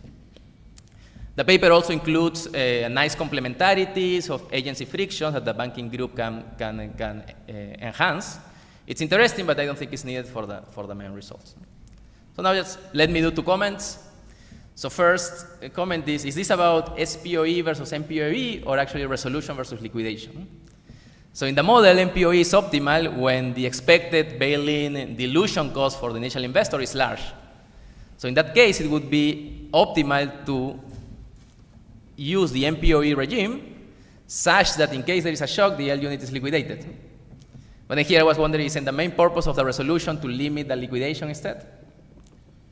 So the paper message is, under some circumstances, MPOE is better than SPOE, But it looks that the message is, under some circumstances, liquidation is actually better than continuation or than resolution, right? Which is also, I mean, an interesting message. And when resolution is actually better than liquidation, or continuation is better than liquidation, actually SPOE is better or equal than MPOE. If that's the case, I thought it may be useful to relate the paper to Bolton and Sharfstein 90 or 96, in which, I mean, we have these models that show that limit to renegotiation or commitment to terminate funding helps mitigating incentive problems, so it's efficient and ex ante. And then a second comment here was thinking how to interpret the bankers and how to interpret the resolution. So in the model, bankers are motivated as these insiders that require skin in the game. We're thinking of them as managers or inside equity, but they are not diluted after resolution because we're required to maintain the project value. They are the ones monitoring. So in the end, bankers obtain all of the benefits from the resolution and the bail-in. So it looks then that the main purpose of the resolution or the regulator is to protect bankers' insiders' value at the expense of these other creditors. Right? So in practice, I mean, I think that dilution order starts with the managers and equity holders. So I was thinking, is this actually the right framework to think about resolution? But I mean, I can see an alternative interpretation in which we think that these claims that we want to conserve, that are promised to bankers, could be claims just that goes to depositors. And in that case, I would see the main purpose of the resolution to limit depositor losses and to limit then a bank run. Right? So not sure if this alternative interpretation would work. If I have time, have a minute? No? Okay, then I'll leave it there. So very interesting paper on a very important topic, and it shows that it is crucial to think about the ex-ante incentive when we're designing the resolution framework. Thank you. And Julian, do you want to reply? Yeah, thank you for the very thoughtful discussion. So you're right that these incentive synergies are not necessary for the results of the model. They just happen to occur, and then that's why we treat them. And you're also right that MPO resolution here is only valuable if it leads to some liquidation. I think the important thing here is that it's only partial liquidation. So the multiple point of entry allows you to liquidate a part of the banking group while others continue their operations. And I think that's the point we want to make there. And then about bankers and their dilution. So bankers in the model can be diluted if the funding constraint is not exactly binding. So there is some dilution of banks. You're right to the extent that, you know, their claims are protected. And my personal favorite interpretation of this is, you know, these are the types of funds that banks need to continue their operations, you know. I mean, somebody has to monitor these loans, run all these operations, and you cannot dilute away the claims of the people who are supposed to fulfill these functions.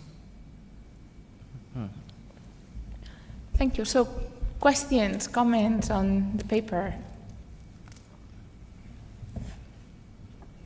Yes. Okay. So.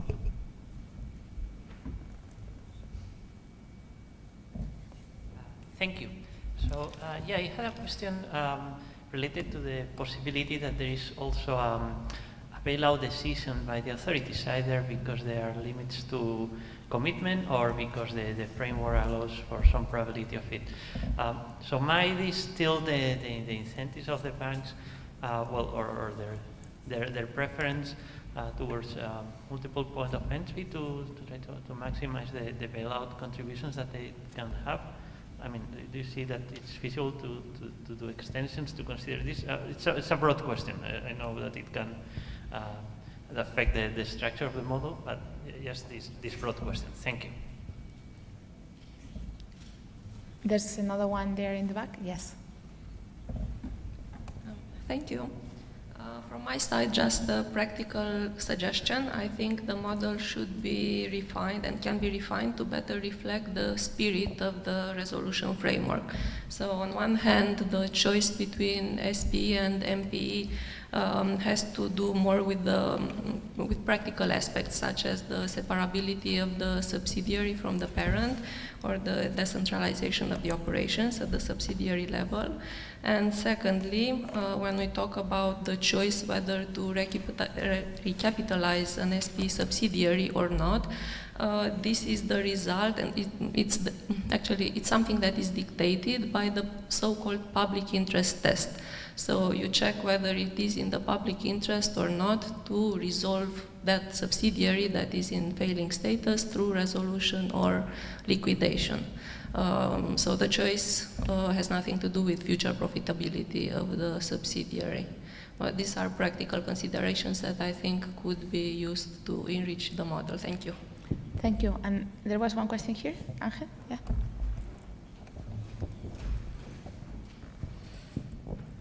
Thank you.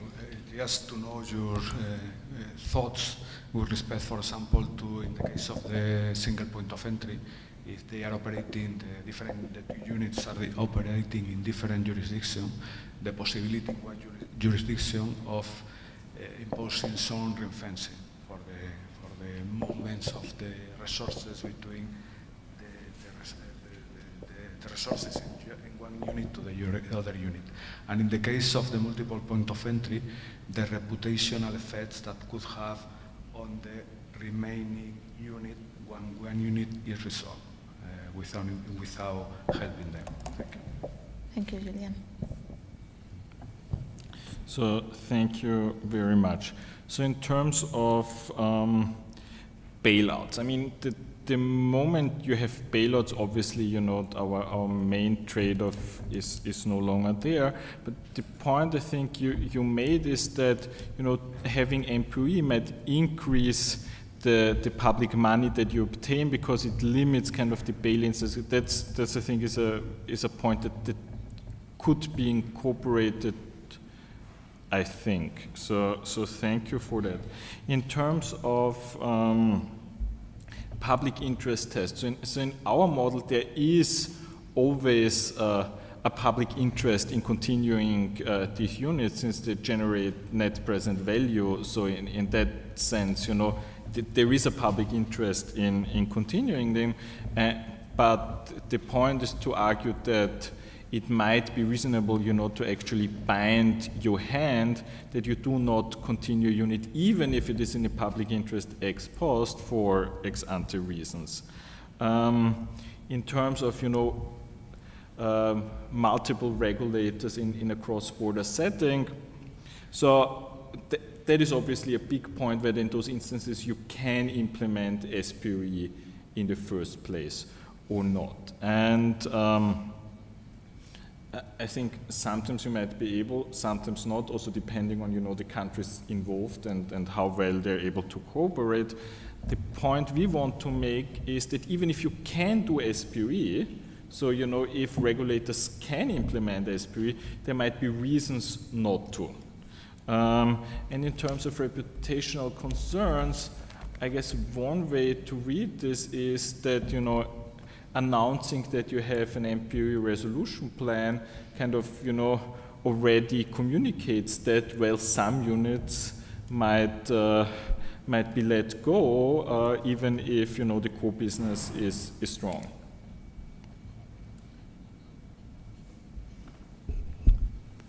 Thank you. So just in time, we'll finish here, and I'll thank the presenters and the discussants for this amazing panel, and we'll reconvene here after the coffee for the panel at 11:30.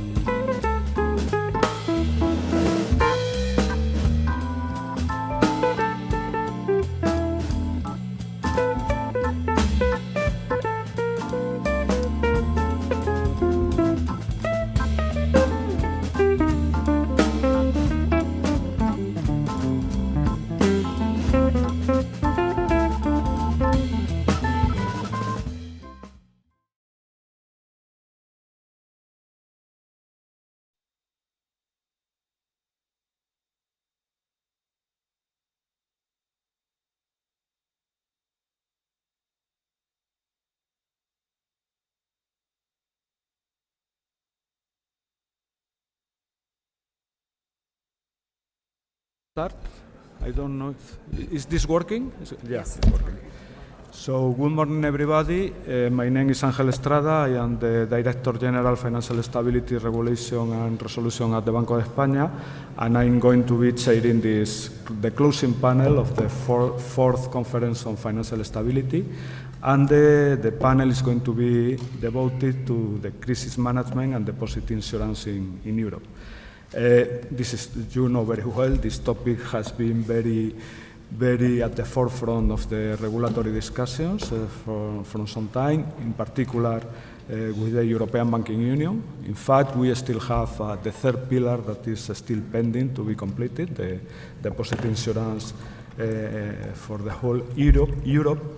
And when we proposed this topic, basically it was related to the legislative proposal of the European Commission, that is, the name is exactly the same, crisis management and deposit insurance, that appeared, if I remember correctly, at the beginning of March. But given the turbulences that we have observed in US and Switzerland, that I think that could be considered a real test of the working of the resolution framework. I think that we will focus, or we will pay some attention to these events and trying to extract lessons for Europe, and also considering relation with the CNDI proposal by the European Commission. And for that purpose, together with me, I have three distinguished speakers. And let me introduce them by alphabetical order.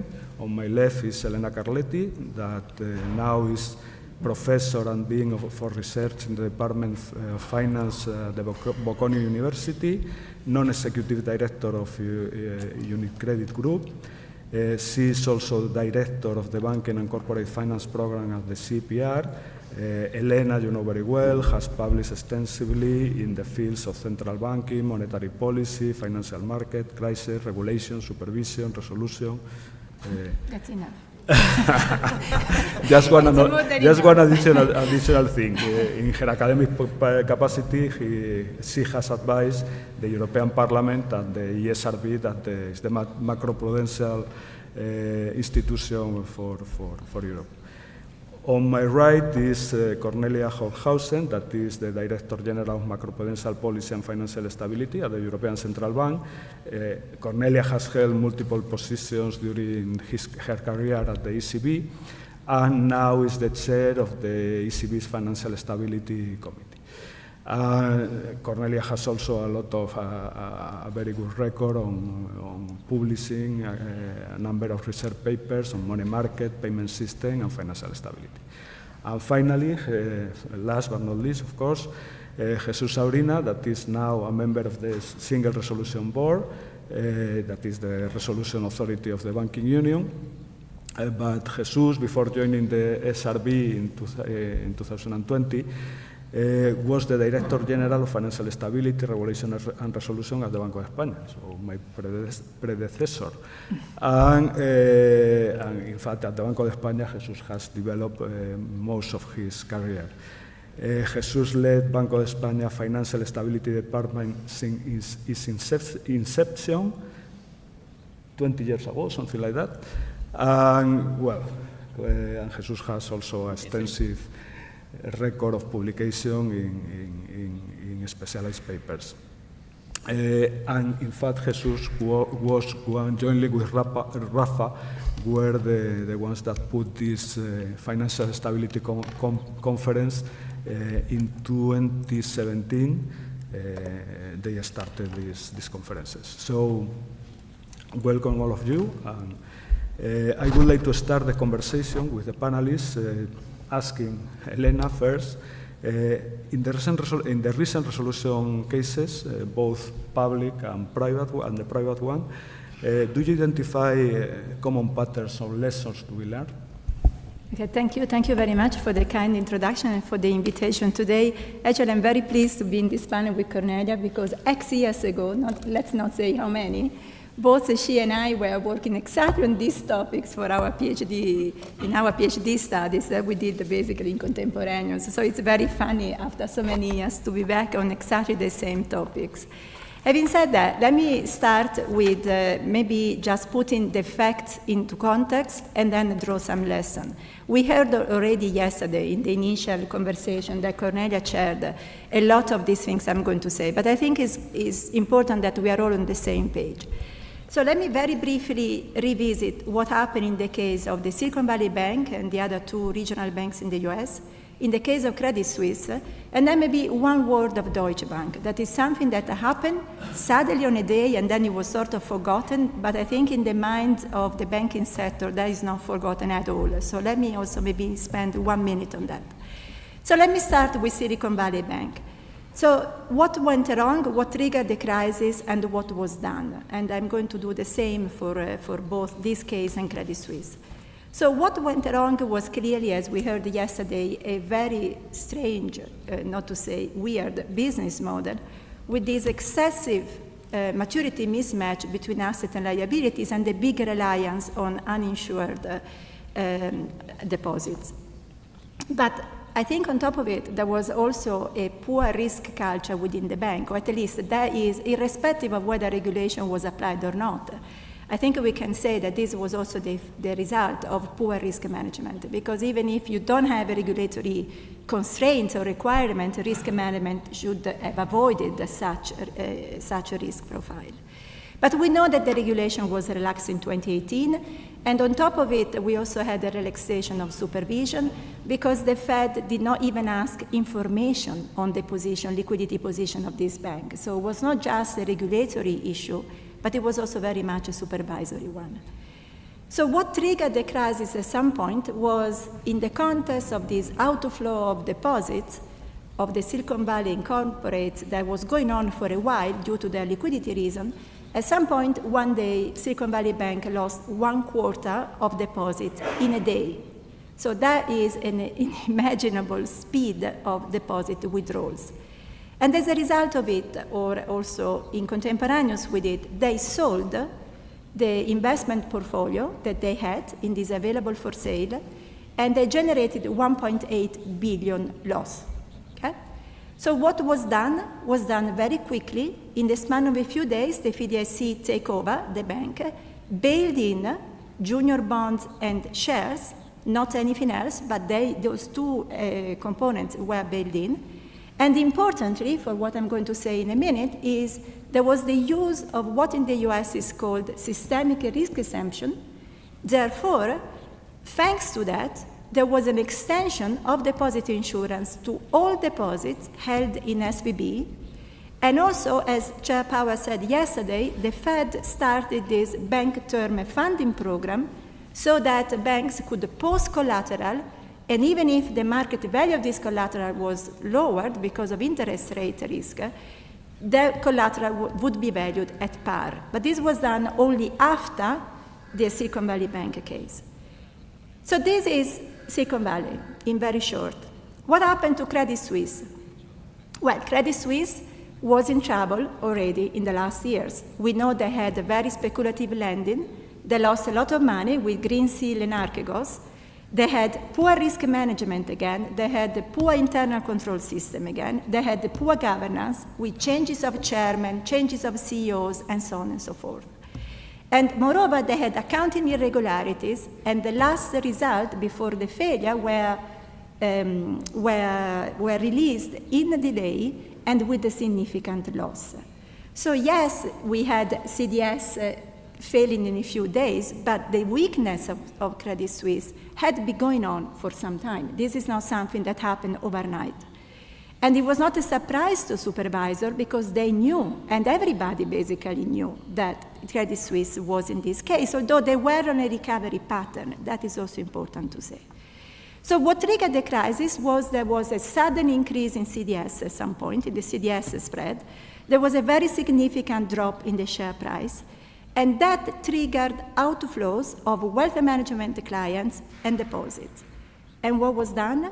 Well, what was done, we know, on this dramatic weekend, the Swiss authority arranged the acquisition of UBS, again after bail-in. This case a little bit more questionable. We had the bail-in of shares partially, but of 81, and this was probably the first time 81 were bail-in in a going concern case.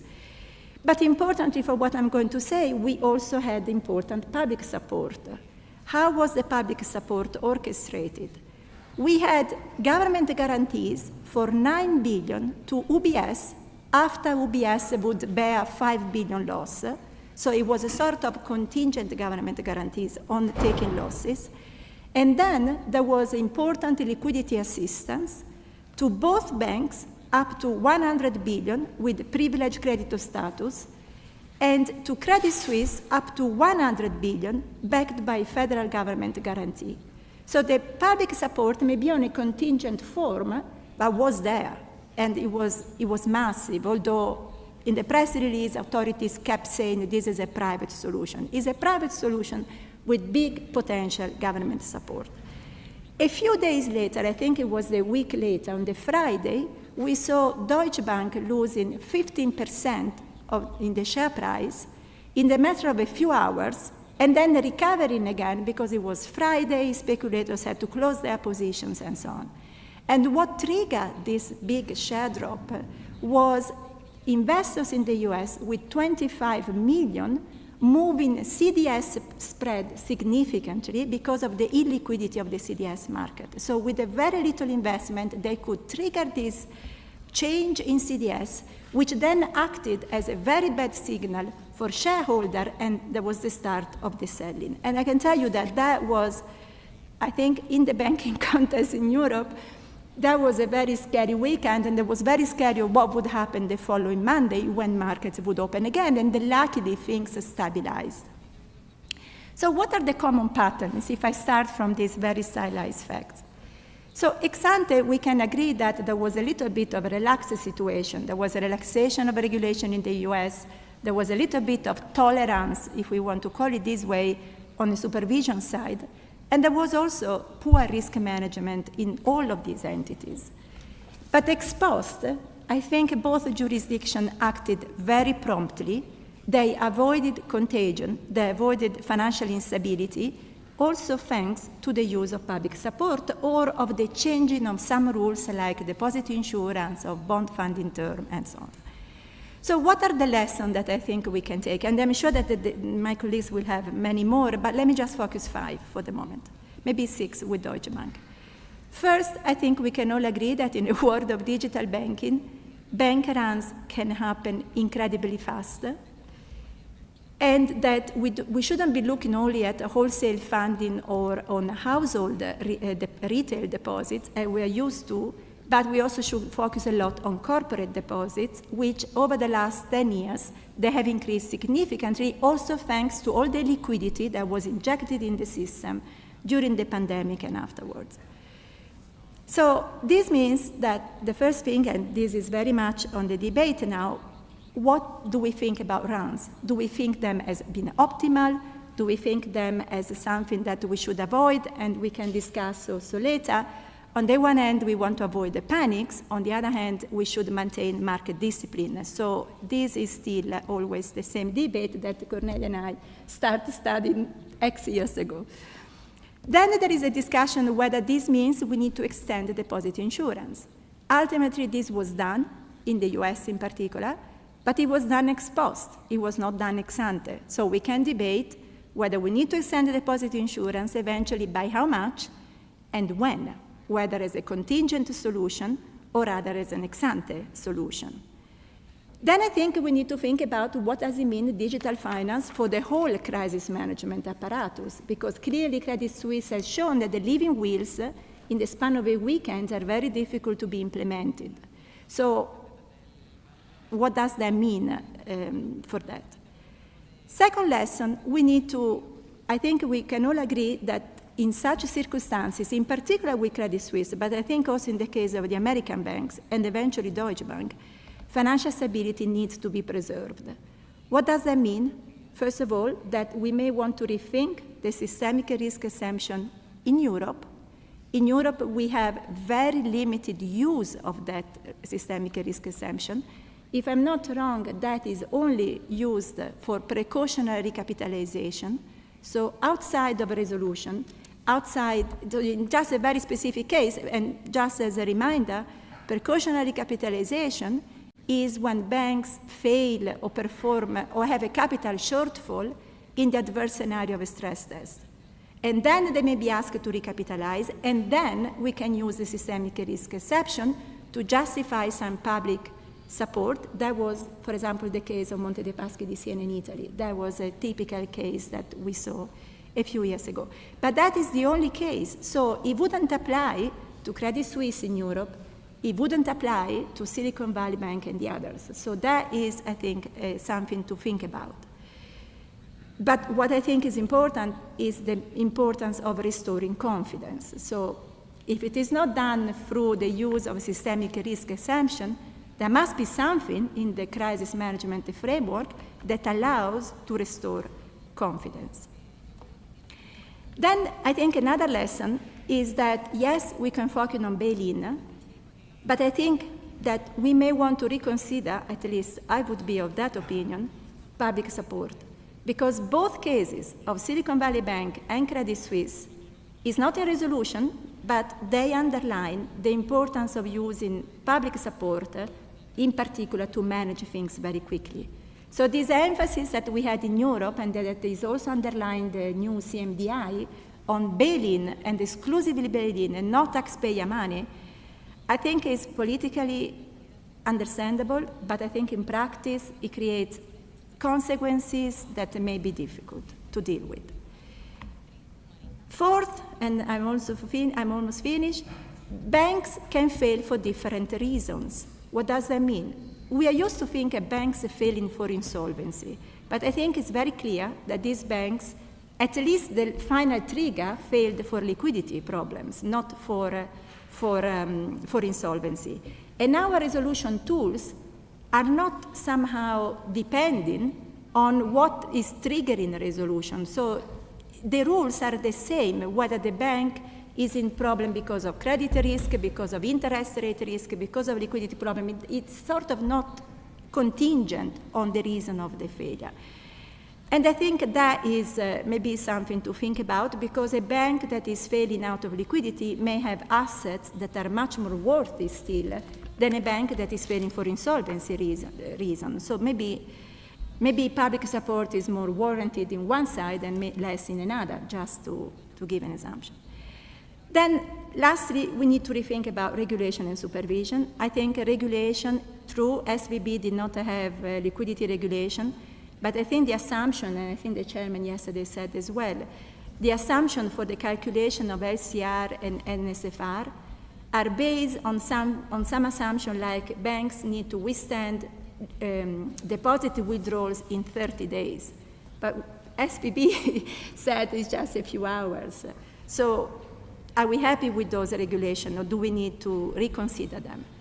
Then there is a discussion on capital regulation, whether more is needed, whether less is needed. I'm of the opinion this crisis is not about capital, but I'm happy to be contradicted.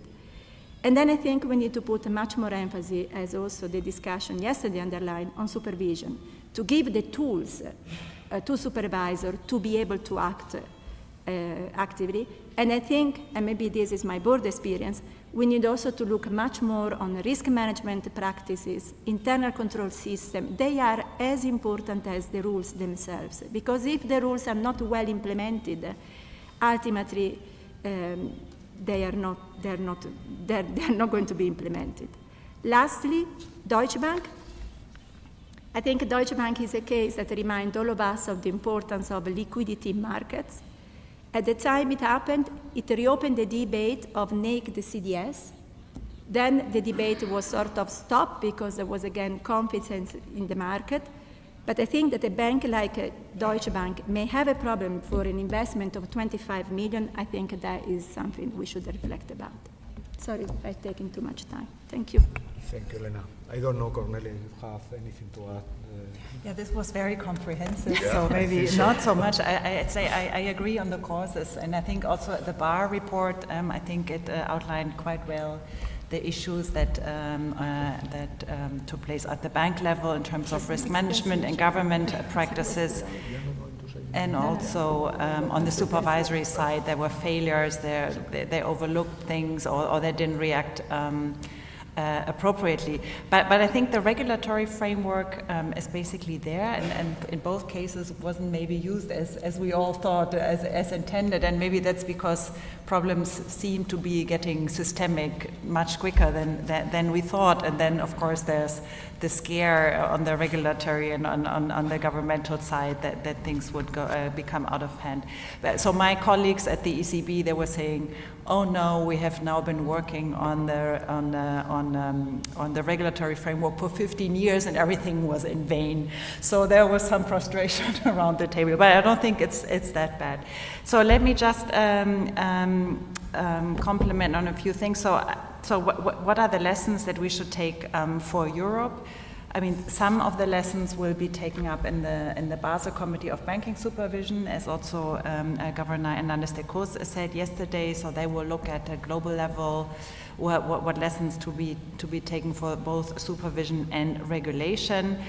Then I think the systemic risk exemption that was applied both in Switzerland and the US.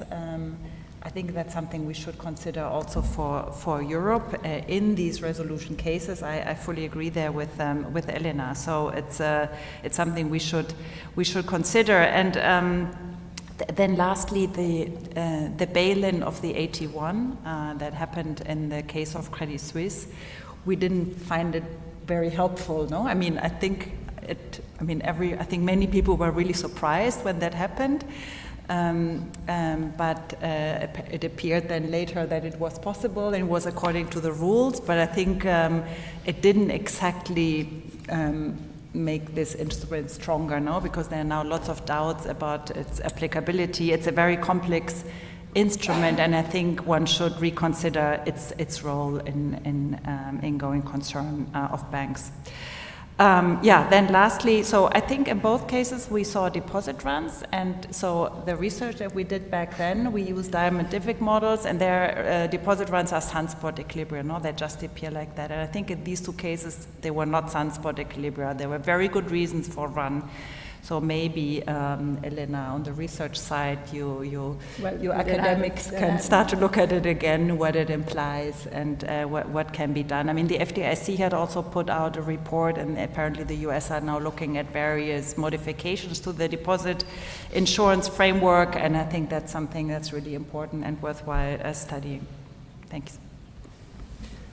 Jesus, from the perspective of the resolution authority, or yourself. First of all, good morning to everybody. Let me thank Banco de España and CEMFI for inviting me to this conference. As you can imagine, it's a huge pleasure for me to come home and to see so many known faces. So thank you so much for inviting me in particular to this conference that together with Rafa, we help to set up, and I see that it's improving year after year. Maybe I will not make any reflection in terms of lessons learned from all these cases from risk management and corporate governance. I think that Elena has touched upon this issue very well. It is not for me to enter into this. I think that we've seen the basics of interest rate risk and liquidity risk forgotten for quite some time, and this is a bit surprising for me, but not to me to judge this issue. And also, I don't want to enter into reflections on the scope of regulation and the action of supervisors.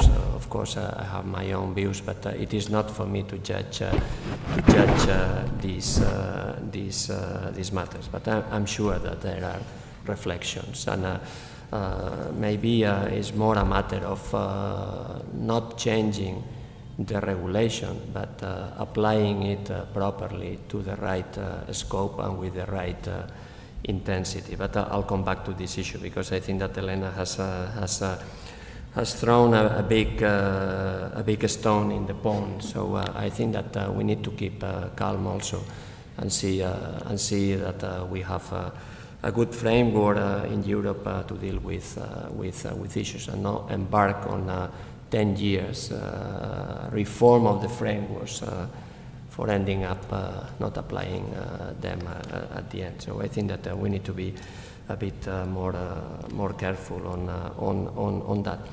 Then on the lessons, for me there are there are other lessons. I'll try to complement what Cornelia and Elena said. The first lesson is not a new one. We know it is there. It's liquidity in resolution. And I think that in Europe, in the banking union, under the remit of SRB, we have the SRF that can provide liquidity, but roughly now we are ending collecting this week the contributions, the new contributions. So roughly speaking, we'll have around 75 billion of firepower.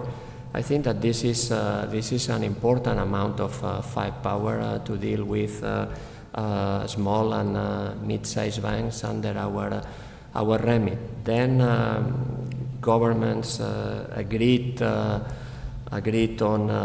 the backstop to the SRF quite some time ago, but unfortunately there is still a country pending to sign for this. So once we have this, and we hope that this is signed the sooner the better, or promptly, we'll have much larger amount of firepower, not double, but close to it. And I think that this is a significant amount of money to potentially inject or to use in a resolution, either as capital and or liquidity support if needed. But it is true that say the Credit Suisse crisis shows that we don't have as much as 200 billion of firepower, and this is something that we need to reflect in Europe, and I think that we don't need to reinvent the wheel. We know which is the solution for this problem. There is only one guy in town that can provide the liquidity needed, but the thing is that we need to find a mechanism to guarantee that liquidity. So, and this is a thorny question and a complex question, but this is something that at some point we'll need to tackle. We can play as sometimes we do in Europe, basically wait for a crisis and then at the time of the crisis to deploy the needed instruments. But I think that this is, I find this approach, maybe realistic, but risky, because in the midst of a crisis, maybe it's not the right time to think about all the intended and unintended consequences of these frameworks. But I think that this is for me the first lesson. The second lesson is also not new, but I think it's more relevant for us, for the SRB and for the NRAs, and of course. Angel is here, but I am also very glad to see Paula here on the room. So thank you, Paula, for coming to this meeting. And I think that we saw, and I don't like to talk about, let's say, individual names or cases, but I think that in the case of Popular, Banco Popular, we used transfer strategy for the resolution. In the case of Sberbank last year, and by the way, Sberbank was under my remit because I'm responsible for Austrian banks, we applied transfer strategy as well. If you look at regional American banks, either immediately or after a bit of time, they applied transfer strategy again. And if you consider that Credit Suisse, UBS is a sort of resolution without resolution. It was also a transfer. So a transfer with an IPS and with liquidity support and so on. But no bail-in. You can write down and convert, but no pure bail-in. And I think that this is a very important reflection for us. So we demonstrated last year that in the case of Sberbank, we can arrange a transfer of a bank of 13 billion total assets. Okay, you may think that this is very small, but I can assure you that probably if you live in Slovenia or Croatia, the point of view is a bit different. Then we also demonstrated that we can transfer, or we can apply in resolution transfer strategies for a bank of 150 billion, like Banco Popular. We have seen in the US transfer tools for banks of 100 billion euros or US dollars, 200, a bit more than 200. But in the case of Credit Suisse, if you want to call this also a sort of resolution, the transfer strategy, with inverted commas, was applied to a bank of how much? 700 billion total assets. So it seems that the scope for applying transfer strategies and not bail-in is increasing. And I think that this is a very important lesson. At the end, in the weekend or in the long weekend, if you apply a moratorium, it seems that there is a much higher appetite for finding a buyer, a guy that can step in and provide the liquidity, provide confidence to the depositors, and keep the bank moving, protecting critical functions and protecting financial stability, which is our duty, apart from protecting taxpayers' money as well. So I think that we should reflect internally at the SRB level, at the SRM together, on whether if in practice most of the cases will be sorted out with a transfer strategy, maybe we should factor in this into our resolution plans, because we write resolution plans and we have preferred resolution strategies, and maybe it's the right time to factor in these issues into our preferred resolution strategies, or at least in the variant strategies in our resolution plans. I think that this has significant repercussions because transfer strategies may be a sale of the equity of the bank, can be an asset liability transfer, or can be even a bridge bank. And I think it's high time that us, together with each NRA under the banking union, we start to see whether we can operationalize a bridge bank quite quickly, whether we are ready or not. And I think that this operationalization of the resolution plans is key. And it's a bit of nitty-gritty for us, but it's a very important work. And I think that this should be much the focus of our work, more than starting to discuss whether the framework is fit for purpose or not, or whether we should revisit liquidity, capital regulations. I think that we need to be careful with that, because we have a good framework, but we need to be able to apply it when needed. So it's a bit a word of caution. And then I think on whether a bit answering to Elena, probably this will be debated later. I think that overall the change in paradigm from bail-up to bail-in is a very positive issue. it is a very positive issue. So we need to be careful not to throw out of the window this change in paradigm now, asking for additional room of maneuver. Maybe on some exceptions, there may be exceptional situations, but I think that for an idiosyncratic case, we have the framework, unless it's a very big one, where probably the only tool is bail-in. I think that we have we need to have a bit more of confidence on the current framework. I don't have the feeling that many things are going to change in the U.S. as a result of this case, because you need the political will, and I'm not sure that there is a political will there to increase the coverage of deposits or to go for the uncover, because there is a key question here is who is going to fund the increase in the coverage. And this is an issue that cannot be skipped. It has an impact on the banks and has impact on the thing. So I think that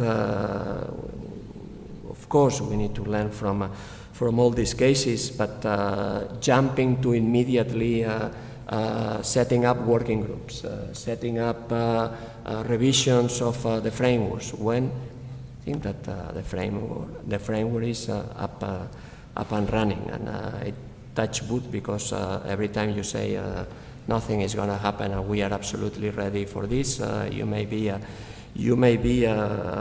proof wrong in the afternoon. And for me, I'll stop here, but I'll come back, because I think that on the crisis of Sberbank, there are quite a number of lessons in terms of liquidity runs.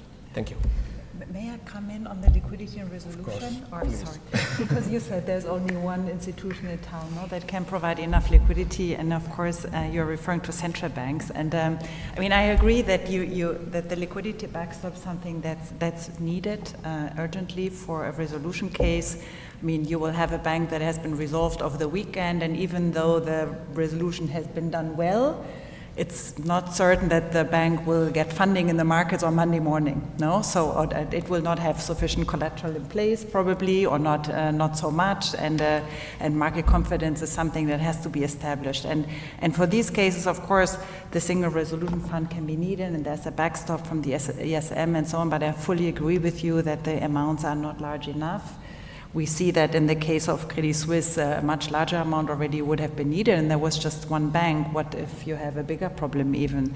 So that's a situation where, yes, of course, a central bank could come in, and but it would have to, the liquidity provision would have to fulfill certain conditions. And in case of the European Central Bank, you have to provide adequate collateral. So that's deeply enshrined in our treaty, and that's something that we consider very, very carefully. And yeah, the bank and resolution may have exhausted it, but a way out would be if there's an acceptable government guarantee, for instance. So that's something that would enable the European Central Bank to provide liquidity against collateral plus this guarantee.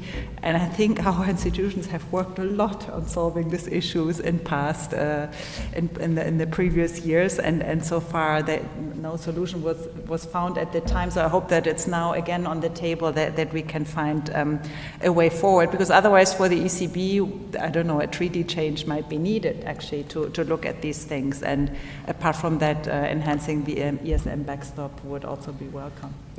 To hand it, I mean, the last thing that I wanted to do is to push you to lend without collateral, breaching. Not at all. It was. I tried to be let's say, as polite as possible, saying there is the central bank can provide this liquidity. Of course, it needs to be properly collateralized with guarantees, and this issue is the one that is. Is thorny and complex, and happy to work with you as we have done in the past on this I issue. understand, just for the audience. And in particular for for the crisis cases where you really see the interaction with the ECB and much appreciated. Now I realize that I forgot to mention what compliant told me. It's a must. I'm here not as a director of resolution as a staff of the SRB. I'm here as independent board member, so any opinion here is my own responsibility and not necessarily shared by the SRB or my other colleagues at the board. It's just only a clarification. I think that Elena also raised. No, I just want to say, in the same spirit of clarification, I didn't mean at all to say that we should go back to bailout regime, not at all. And if I gave this impression, I apologize. That was not the idea.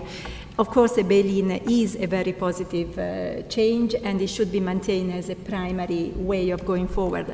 What I meant to say was more in conjunction with the systemic risk exception. So also government guarantees that you're also talking about with the liquidity. So this type of emergency situations where maybe we may want to rethink about the possibility of having some public support, at least on a contingent way, but not at all to go away from the bail-in framework.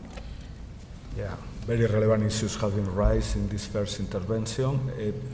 Let's try to dig deeper in some of them.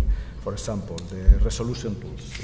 In Europe, at least, the most of the effort were put in this bail-in. As Elena said, the resolution tools are not depending on the causes of the crisis. How do you see, Cornelia, this discussion between bail-in versus the sale of business, bridge bank? Yeah, thanks. So right now the Commission has proposed a review of the crisis management framework, the CMDI framework, so crisis management and deposit insurance. And that will touch upon these elements now, and I think it's really very timely to look at these elements because there are some things that we do think require some adjustments, and in particular, the framework has hardly been used over time, and I think it's because of its complexity and because there are some issues, in particular, some are related to funding, and in particular, so shareholders and creditors are always have to absorb losses for at least 8% of a bank's total liabilities and own funds before the resolution fund can be used, and that's a very good requirement. But it can be challenging, particularly for smaller banks and mid-sized banks, because they rely a lot on deposits, and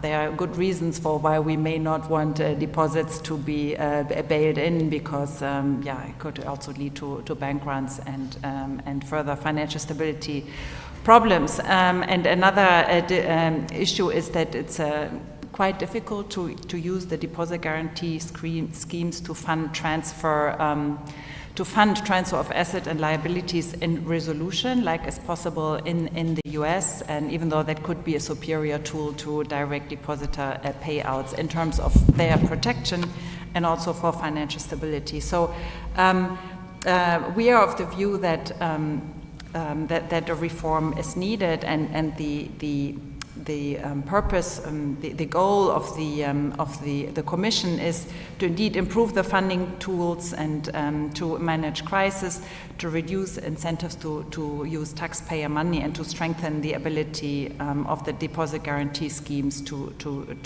be used in a meaningful way. So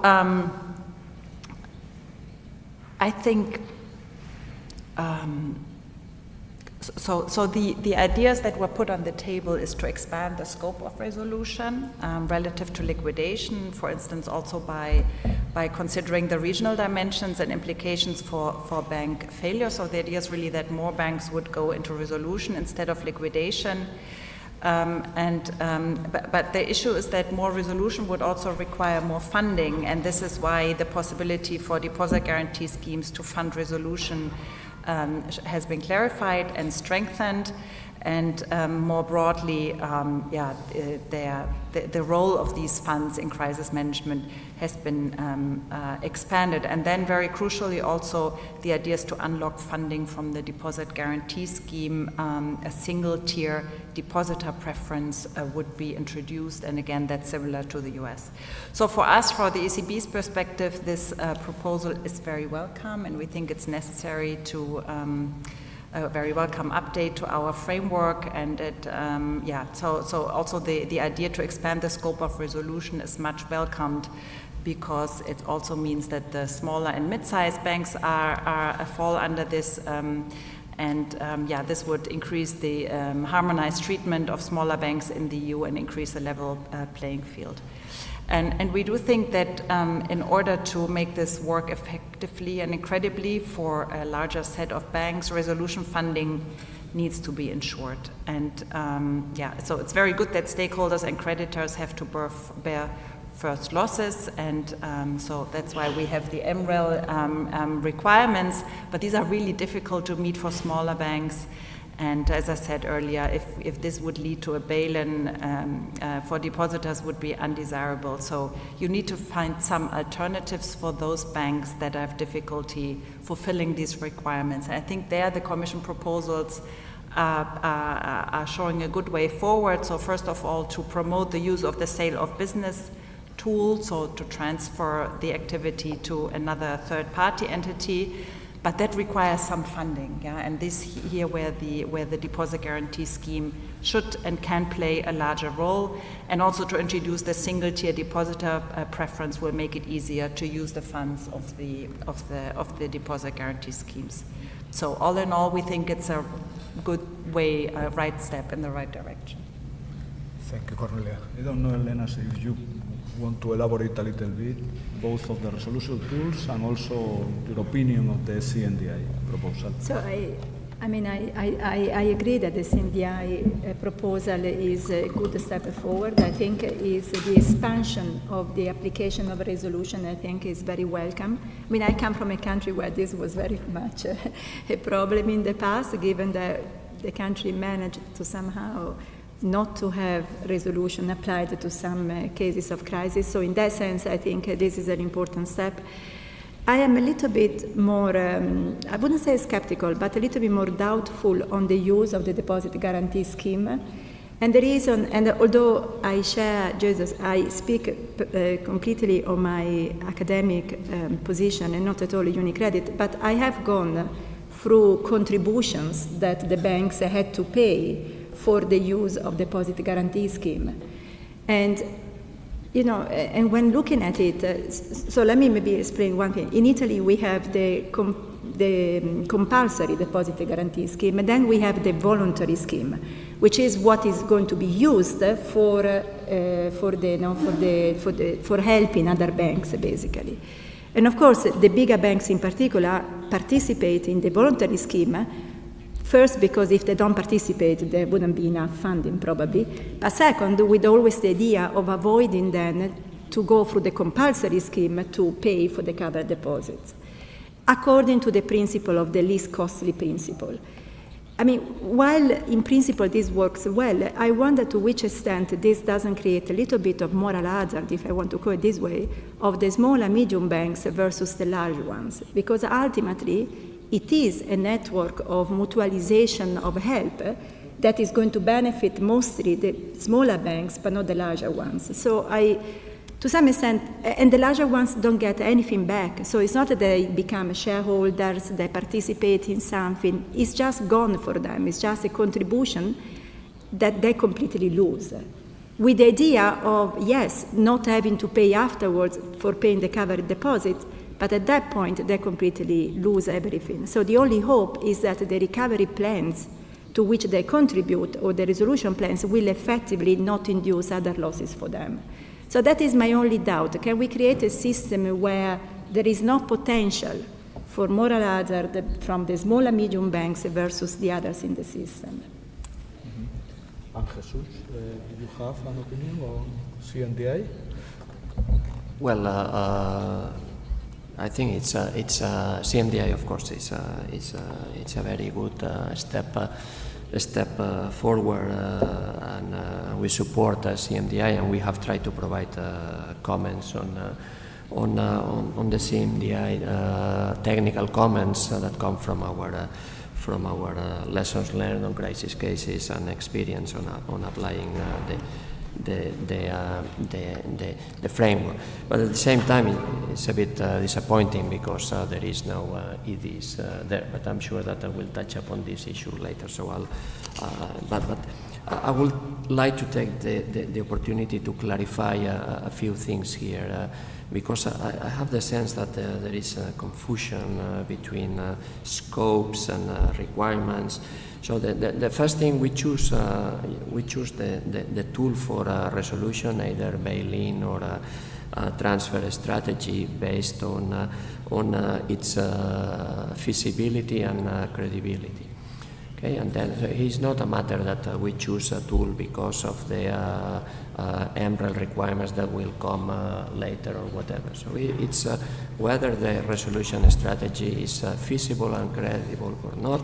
Then we go for the tool, and I think it's important to clarify this. The second thing is important to clarify that for resolution you need MREL, as Cornelia said very clearly. You need funding, and the funding comes from the capital, from the AT1 holders, the T2 holders, the senior non-preferred and senior preferred holders, and whatever it is needed and counted as MREL. And it's important to understand that this is needed for a bail-in, to absorb the losses and to recapitalize, but it is also needed for a transfer strategy, and of course for capitalizing the bridge banks. And I think that this sometimes confuses a bit the debate. And then another clarification is most of the banks under our remit, and of course this is a statement at this point. When the crisis arrives, you need to carry out the new public interest assessment in that moment. But most of the banks under our remit are for resolution. There are a few exceptions where there are good cases, public development banks, other very tiny banks in very large countries, but most of our banks under our remit are for resolution. And you need, and I think that we have the mechanism for funding this through the MREL that we are asking to the banks, and if losses reach the 8%, we can inject capital using the SRF. So I see this discussion being opened up by the CMDI for the banks that are not under our remit, okay? For the less significant institution, the LSIs. And here there is a clear trade-off. If national authorities want to have more resolution, as Cornelia said, and as the proposal is saying, we need to find funding for these additional banks that need to be resolved. And this funding will come from MREL requirements and potentially by the local deposit guarantee fund, breaching the gap to reach the 8%, and then therefore applying the SRF. So it's a bit a choice between resolution or liquidation. If the deposit guarantee fund loses the super preference, then in liquidation there will be potentially more losses for the local deposit guarantee fund. This is there is a clear trade-off. You want us to broaden the scope of resolution, to take more responsibility for resolution. It's fine for us, but we need to find the funding for this, and this needs to come via MREL requirements. And I think that the banks under our remit, if the markets are open, they are able to go to the market and raise the MREL. For the LSIs, this is less clear cut. Thank you. Let's come back to other element that explain, for example, the speed of the crisis. That is in the bank runs. No, the role that uncovered deposit play in these deposit runs, specifically in US, and the decisions that were adopted during the process in the weekend, basically, that helped in order to contain contagion and also to reduce the risk to financial stability. Jesus, in your view, and this is affecting not only LSIs but also significant institutions, what are the elements of the European legislation that could be addressed in order to improve our framework and make it flexible enough to address this sort of issues, if we need something, of course? I mean, as I said before, building up of what happened in the US, and by the way, I want to be very clear here. My full support, my full understanding by the authorities that were involved in managing this crisis. This is managing a crisis is a very challenging issue. You don't have much time, and you don't have full information, and you find surprises during the weekend, and you need to deal with this. So absolute respect for all the authorities that had to manage this crisis. So this is the first comment. The second comment, I'm not sure how. I mean, I haven't read the whole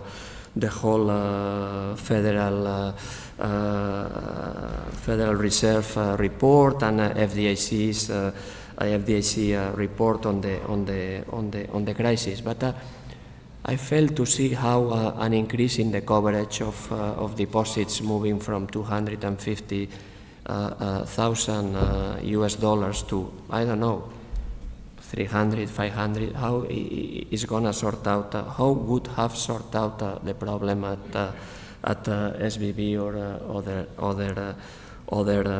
other banks. And then, regarding extending the coverage to all deposits, covered and uncovered, I see huge moral hazard problems here. So, and this is in a country that we were told many times about moral hazard during the crisis and so on. So now I think that we can seriously raise this issue as well. So moral, I mean, covering uncovered deposits, extending the coverage to all this, and then who is, and I would like to come back to this issue of who is going to fund this.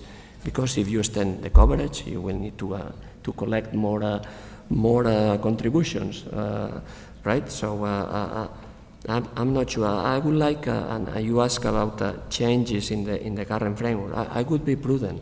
I think that the CMDI proposal is a very good one. Let's try to advance this way. And frankly, I don't think that the discussion in Europe should be to increase the coverage from 100,000 to, I don't know, whatever, or to expand the coverage of uncovered. The discussion in Europe needs to be about the EDIs. This is the real discussion that we need to have. What is missing in the CMDI? This is the real discussion, not getting, let's say, focusing on things that probably. I'm not an expert on U.S. politics, obviously, but I don't see that this is going to fly in the U.S. And I think that we need to keep focus on what is missing in the European framework. Do you have? No, I tend to agree with Jesus. I'm also not of the idea that expanding deposit insurance ex ante and unlimited is the way we should be going, honestly. But maybe going back to what Cornelia was saying before, just to rephrase a little bit, theoretically at least, where academia is on this topic. There are the runs, as Diamond and Deepik, as we know, these are the panic runs. And eliminating them is costless. We know from the Nobel Prize paper that the mere announcement effect is eliminating them. So if we could distinguish the panics and if we could make the announcement contingent on the type of runs, then we should be doing it. So we should just extend the deposit insurance once the run occurs, and that would be costless. The problem is we know that there are fundamental driven runs, and for them, if you extend the deposit insurance, somebody has to pay for it, because of course these are instead the cases where the runs would not be stopped, probably, but even if the run would be stopped, somebody would have to pay the depositors at the end. So the two are very different type of crisis. So in practice, what it means is that to the extent we can't distinguish the two, or we cannot make deposit insurance contingent on the type of run, I share the view of Jesus that extending deposit insurance would increase moral hazard and would distort incentives. Then we can discuss whether this ex post announcement instead, as it was done in the US, would be warranted. But again, it depends on the type of runs we have, because we had the extension of deposit insurance in 2008 also, in particular in countries like Ireland, if we remember, to stop the runs. Ireland increased unlimitedly the deposit insurance, but because it was a fundamental driven problem and not a panic, this costed a fortune to the Irish government. So I share Jesus' view. As long as we are sure it's a panic, it's okay. But if we are not sure it's a panic, even ex post announcement can be very dangerous. But we need to deal with that. This goes back to my issue of we need tools to restore confidence if the crisis comes. And this is not an easy solution. An easy discussion. On EDIS, it's extremely disappointing, I think. I think we can say that. I was at the SRB last year when there was the conference on the 10 years of the banking union. And to me, it felt like exactly 10 years before. Risk sharing versus risk reduction, the same type of discussion. In a way, we would have hoped, at least I would have hoped, that COVID, the next generation EU, would have led to more solidarity in Europe, to a little bit less North versus South, or these type of things. And instead, we are still there. In a way, there was really not a single step forward. And for what I understand, going forward, EDIS is not going to be easy, but maybe Cornelia knows more about it than I do. So, please, Cornelia. So on EDIS, that's such a big disappointment, really. I think we all share the view here, and I think that's purely in the political sphere, so all we can continue to do is educate, I think, our colleagues that are sitting in the finance ministries. We have an occasional paper at the ECB that also shows that even there, if you had an EDIS, there wouldn't be a systematic risk of cross-subsidization, which is the issue, I think, that the opponents are mainly worried about, but it's very difficult to make any progress. So it's really terrible. So let me go back to the other issue that we talked about earlier on the usage of the deposit insurance fund. I think it's very clear resolution is better than liquidation for the continuation of business for all the customers of a bank. And I'd like to reiterate that it would really be good to use the deposit insurance fund not only in liquidation but also in resolution. But there's this least cost test that is very constraining. So the deposit insurance fund cannot pay out more for other measures rather than for the depositor payouts in a liquidation case. So relaxing the super priority for the covered deposits would help to overcome this constraint. And this would allow to provide funds not only for the insured but also the uninsured, even in a resolution case. So overall, we believe it would be helpful for financial stability. And but it's very complex, and so to see that this could be the result of relaxing the super priority for the covered deposits. But so it's a complex framework that we have. Very generally, we think it would be good to expand and harmonize the use of the deposit guarantee schemes to finance alternative measures. So not only resolution, but also the sale of business, bridge bank, etc. And then thirdly, of the deposit insurance coverage, as I said, in the US, they're now discussing several alternatives. So Would like a household, should they be treated differently from a firm? Because we're talking very different amounts and different purposes for holding deposits. And also maybe one can think of like a timely staggering of with deposit withdrawals if we are in a situation of a crisis. So maybe not everyone should then be allowed to withdraw everything all at once. But I'm just brainstorming here. It's not the view of the ECB also. So let me stop here. Okay, so I think that if you don't have any specific remark, I think we can open the floor to the audience. So I see one person there, Xavier.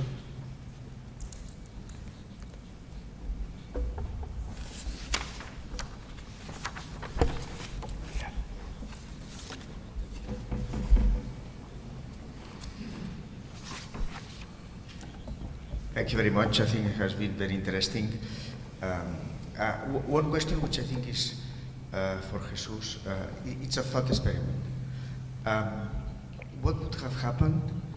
I am thinking about the transfer, you know, and the mergers as resolution mechanism.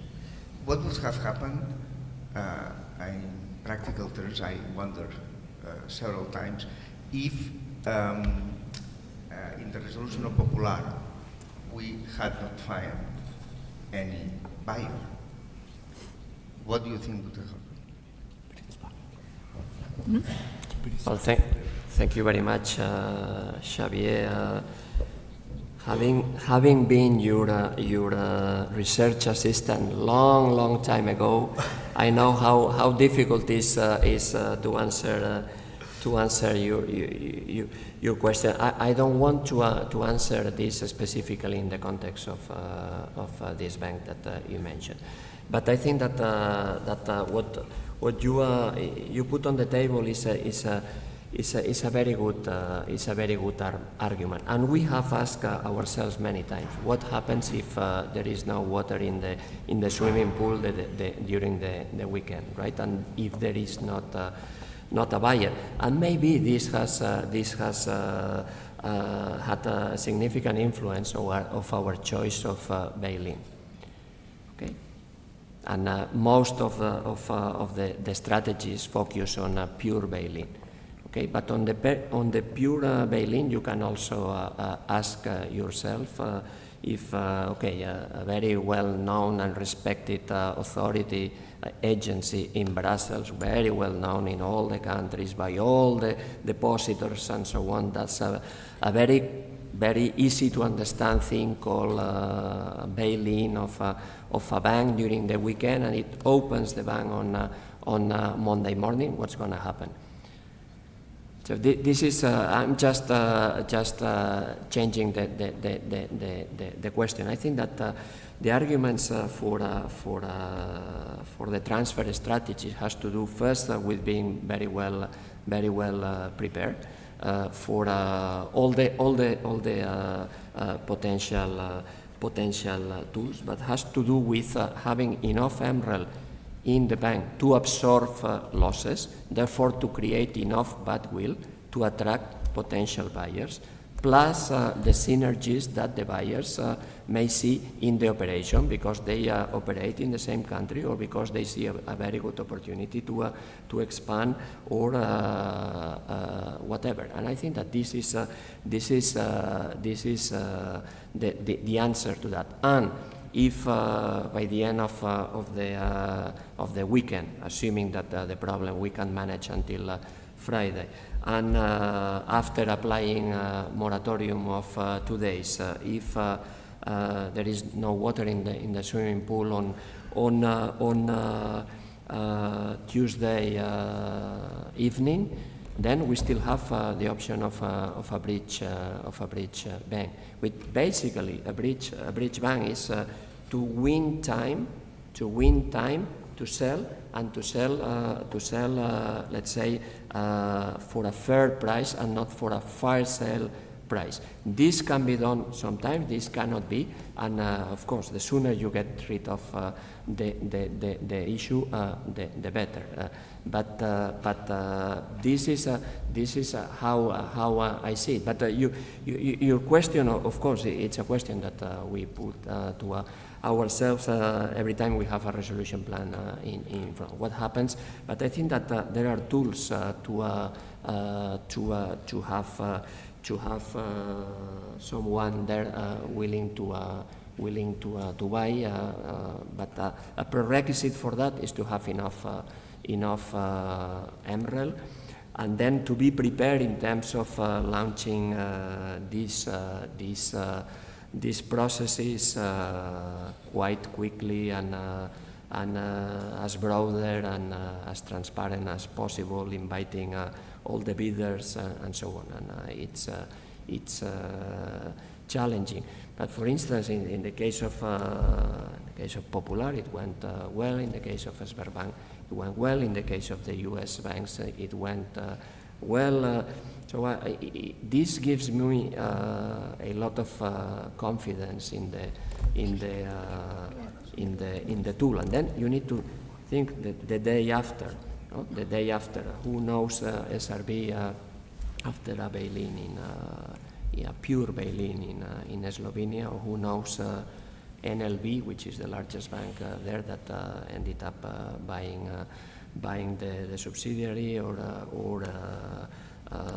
Postal Bank in Croatia. I think that this is an element that we need to think as well, because sometimes we are so focused in ourselves that we think everybody knows us, everybody understands what a bail-in means, and everybody will buy this. And maybe sometimes it's better to be a bit more humble and to find a solution that has a higher probability of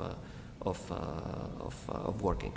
But MREL is an important element in this answer, preparation for the answer. You want to? Yeah, just a quick comment. While I share what you said, I wonder, I think the sale of business is a very promising way to deal with the problem of banks. But then I wonder whether, again, to give incentives and to find a buyer, whether this may affect the timing when these solutions are taken, in a sense that, of course, the earlier you intervene and the less you leave the asset deteriorate, the easier it is to find a buyer. So in a way, should we wait until resolution? Should we try to have more early intervention tools? Shall we, can we deal with this in a going concern basis, or how do you see it? Because, again, I come from a country where, in particular in the past, we let banks really deteriorate before a solution was taken. This was years back, so I don't want to say that this is the reality now. But it was very tough on the buyers then to deal with that situation. So the earlier you intervene, the more likely it is that everything is solved to the better. If I may on this, I couldn't agree more. It's a private solution before failing or likely to fail is much exactly. It's much better. And by the way, last year we had to deal with Sberbank crisis, but also we had another bank under our remit, and we were prepared to resolve it. But fortunately, the bank decided to wind down itself, and this is a perfect solution. It's not that I want to stay idle in Brussels, right? But this type of solution are much welcome private solution. And in this case, it worked very well, and protecting as well financial stability. And here, the governor of the country involved did a great job on that. Okay, there was first one, Carlos. It was discussed at the beginning the very relevant issue of the impact of technology on banking crisis, and it's true that they can increase the speed of a bank run, but this can be quite, or this have been traditionally quite fast in the terminal phase of a liquidity crisis. So, and in this particular case, the bad fundamental news about the solvency of the banks also emerged quite quickly. So it's it's not so easy to determine the differential effect of technology. So looking just at this terminal stage of a liquidity crisis, technology may also offer some solutions. For example, imposing some queuing process in the apps to withdraw deposits. That, of course, can help to crystallize the sunspot, but if you are already in a very advanced state, you could calibrate this queuing up to replicate the speed of traditional bank runs, giving the regulator some hours or days, 1 or 2 days to calibrate messages.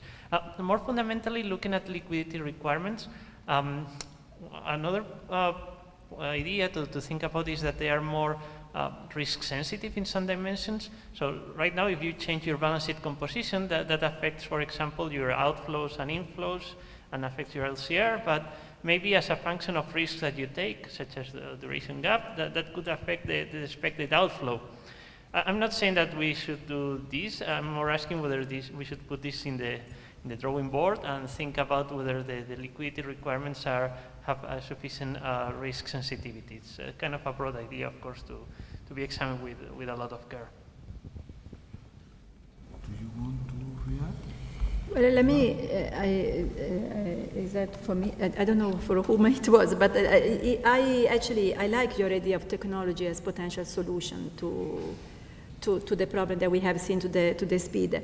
My only worry, and I didn't mention, but I also think that one possibility rather than extending deposit insurance would be to limit withdrawals, so that the queuing that you are referring to. The only worry I have about this question is what this means for depositors in other banks, because if you know that you cannot withdraw your money, of course you are incentivized to go and withdraw earlier. We know that. So that is the only the negative side I see more with trying to stop withdrawals. But I think it is a way that one should explore more.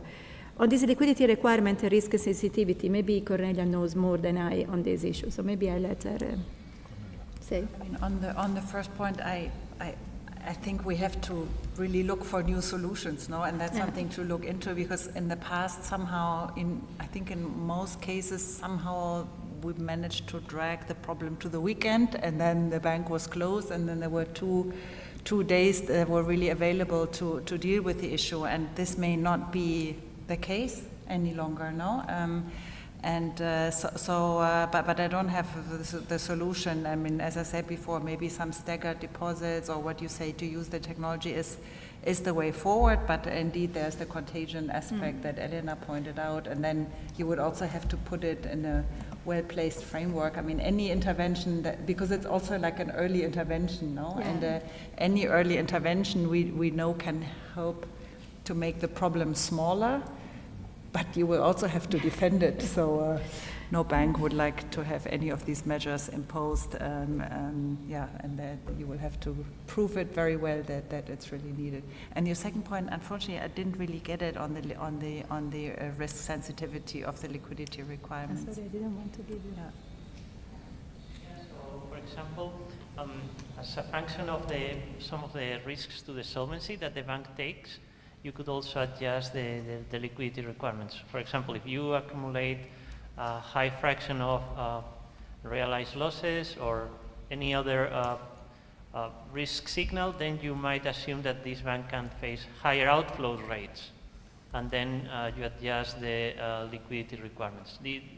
This kind of modification to the framework that could increase complexity, but make the requirements more sensitive to risk. And again, this is something to be considered very carefully, so that's what I was thinking, whether we should put it on the drawing board, not like implement it in the short run. Yeah, thanks. Interesting proposal. Now I understand what you want to say, and of course we would need to think through what it would mean, but I agree it would make the framework even more complex, so yeah, but thanks for the suggestion. If I may, on very briefly, Carlos, I miss you. I mean, a smart guy that is here. So we've been working together, and I realize these two questions are very relevant. Just only one thing, and I think that I agree with Elena's answer on this. But I think that Cornelia raised the right point. All these things need to be done before failing or likely to fail, right? So you need the bank voluntarily wanted to step into this, or then you need to have to provide the powers to the supervisor to do this, and this is a thorny issue. Or go into temporary administration, which is, as Cornelia said, triggers additional issues. This is something that can be reflected, but it's the bank, the one that has to implement it. Rafa. I was struck by a bold statement made by Jesus at the very beginning. He said, there is no need to revisit liquidity and capital regulation. Wow. Okay, on the liquidity front, I guess that Elena has already made reference to the statement of Chair Powell yesterday, but I would like to note one possibility that perhaps has not been discussed, which is to link liquidity risk on capital surcharges, which is something that, if you want to have a model of business that generates this potential risk, maybe a way to introduce incentives for reducing that would be to have some sort of additional capital that is linked to that exposures. And on the capital part, well, I think that the SVB case sort of shows that having these kind of accounting standards that allow to have significant losses in your bond portfolio, which can go on forever without any kind of consequences on your capital situation, I think is worrisome. And for many years, John Vickers has been advocated to use to have a more extensive use of market values in capital regulations. I would like to hear what you have to say on that. And since Jesus, you are going to say that your hat is not that of a regulator anymore, maybe Angel would want to say something on that. Well, if I may, first, being publicly scolded by one of my most admired professors is hard. And at home, even harder. But maybe I was not clear enough. I still believe that what we've seen is not a matter of revising the framework. It's about the scope. I mentioned the scope. Okay, and this is the matter. Is you apply the regulation to which scope? Just only G-SIBs, or to other banks that we have seen, to the second tier, third tier of banks that we have discovered that can create financial instability. This is what I meant, trying to be as polite as possible. It's a matter of scope. Do you really want us to embark in a deep new discussion when probably it's a matter of whether you apply the framework and until where you apply the framework. So that was my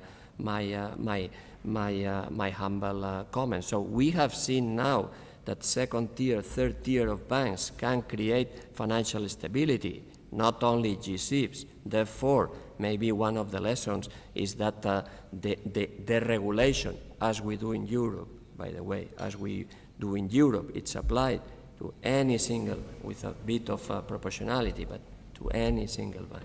So this is what I meant by this. Hope it clarifies. Yes, and I fully agree with Jesus, as it cannot be other way.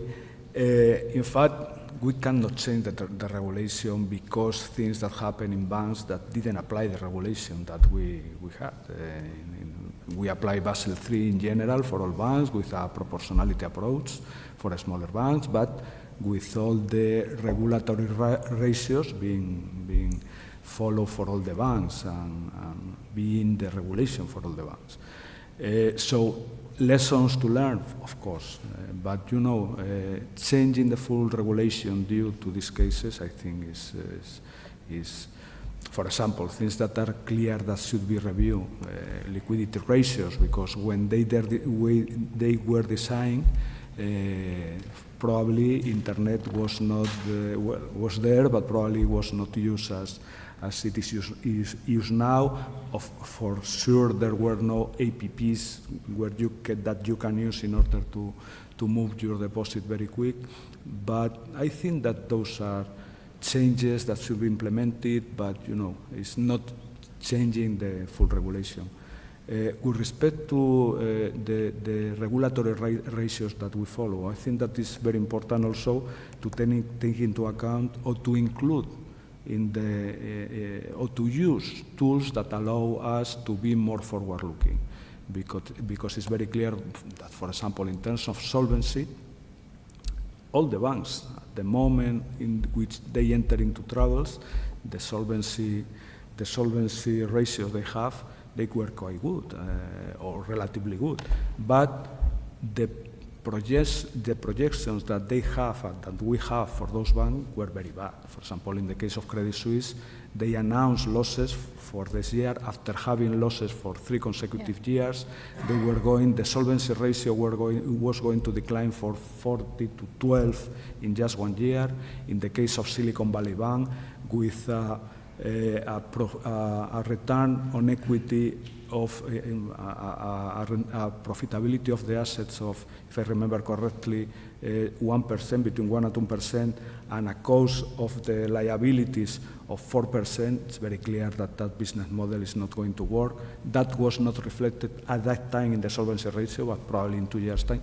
So there are things that should be fixed, but changing all the regulation due to these cases, I think, is.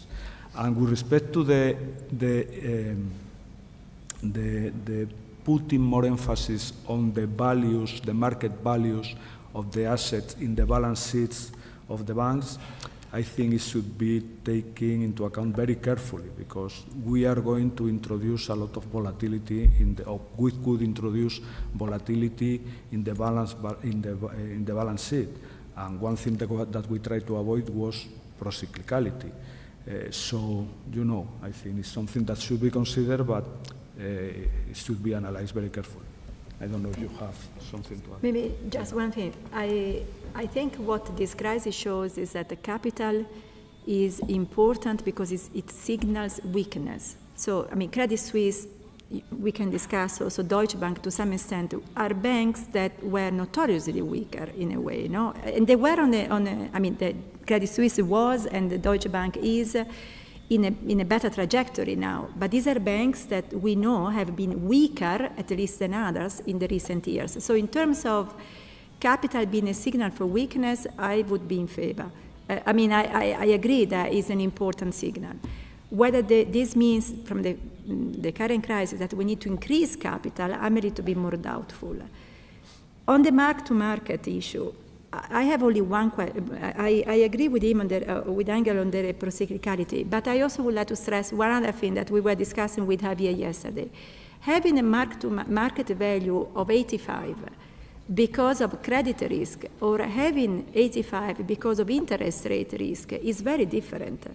And the price is the same. So if you were to mark to market the security, you would put 85, no matter what the reason is. And on that, I would be very careful.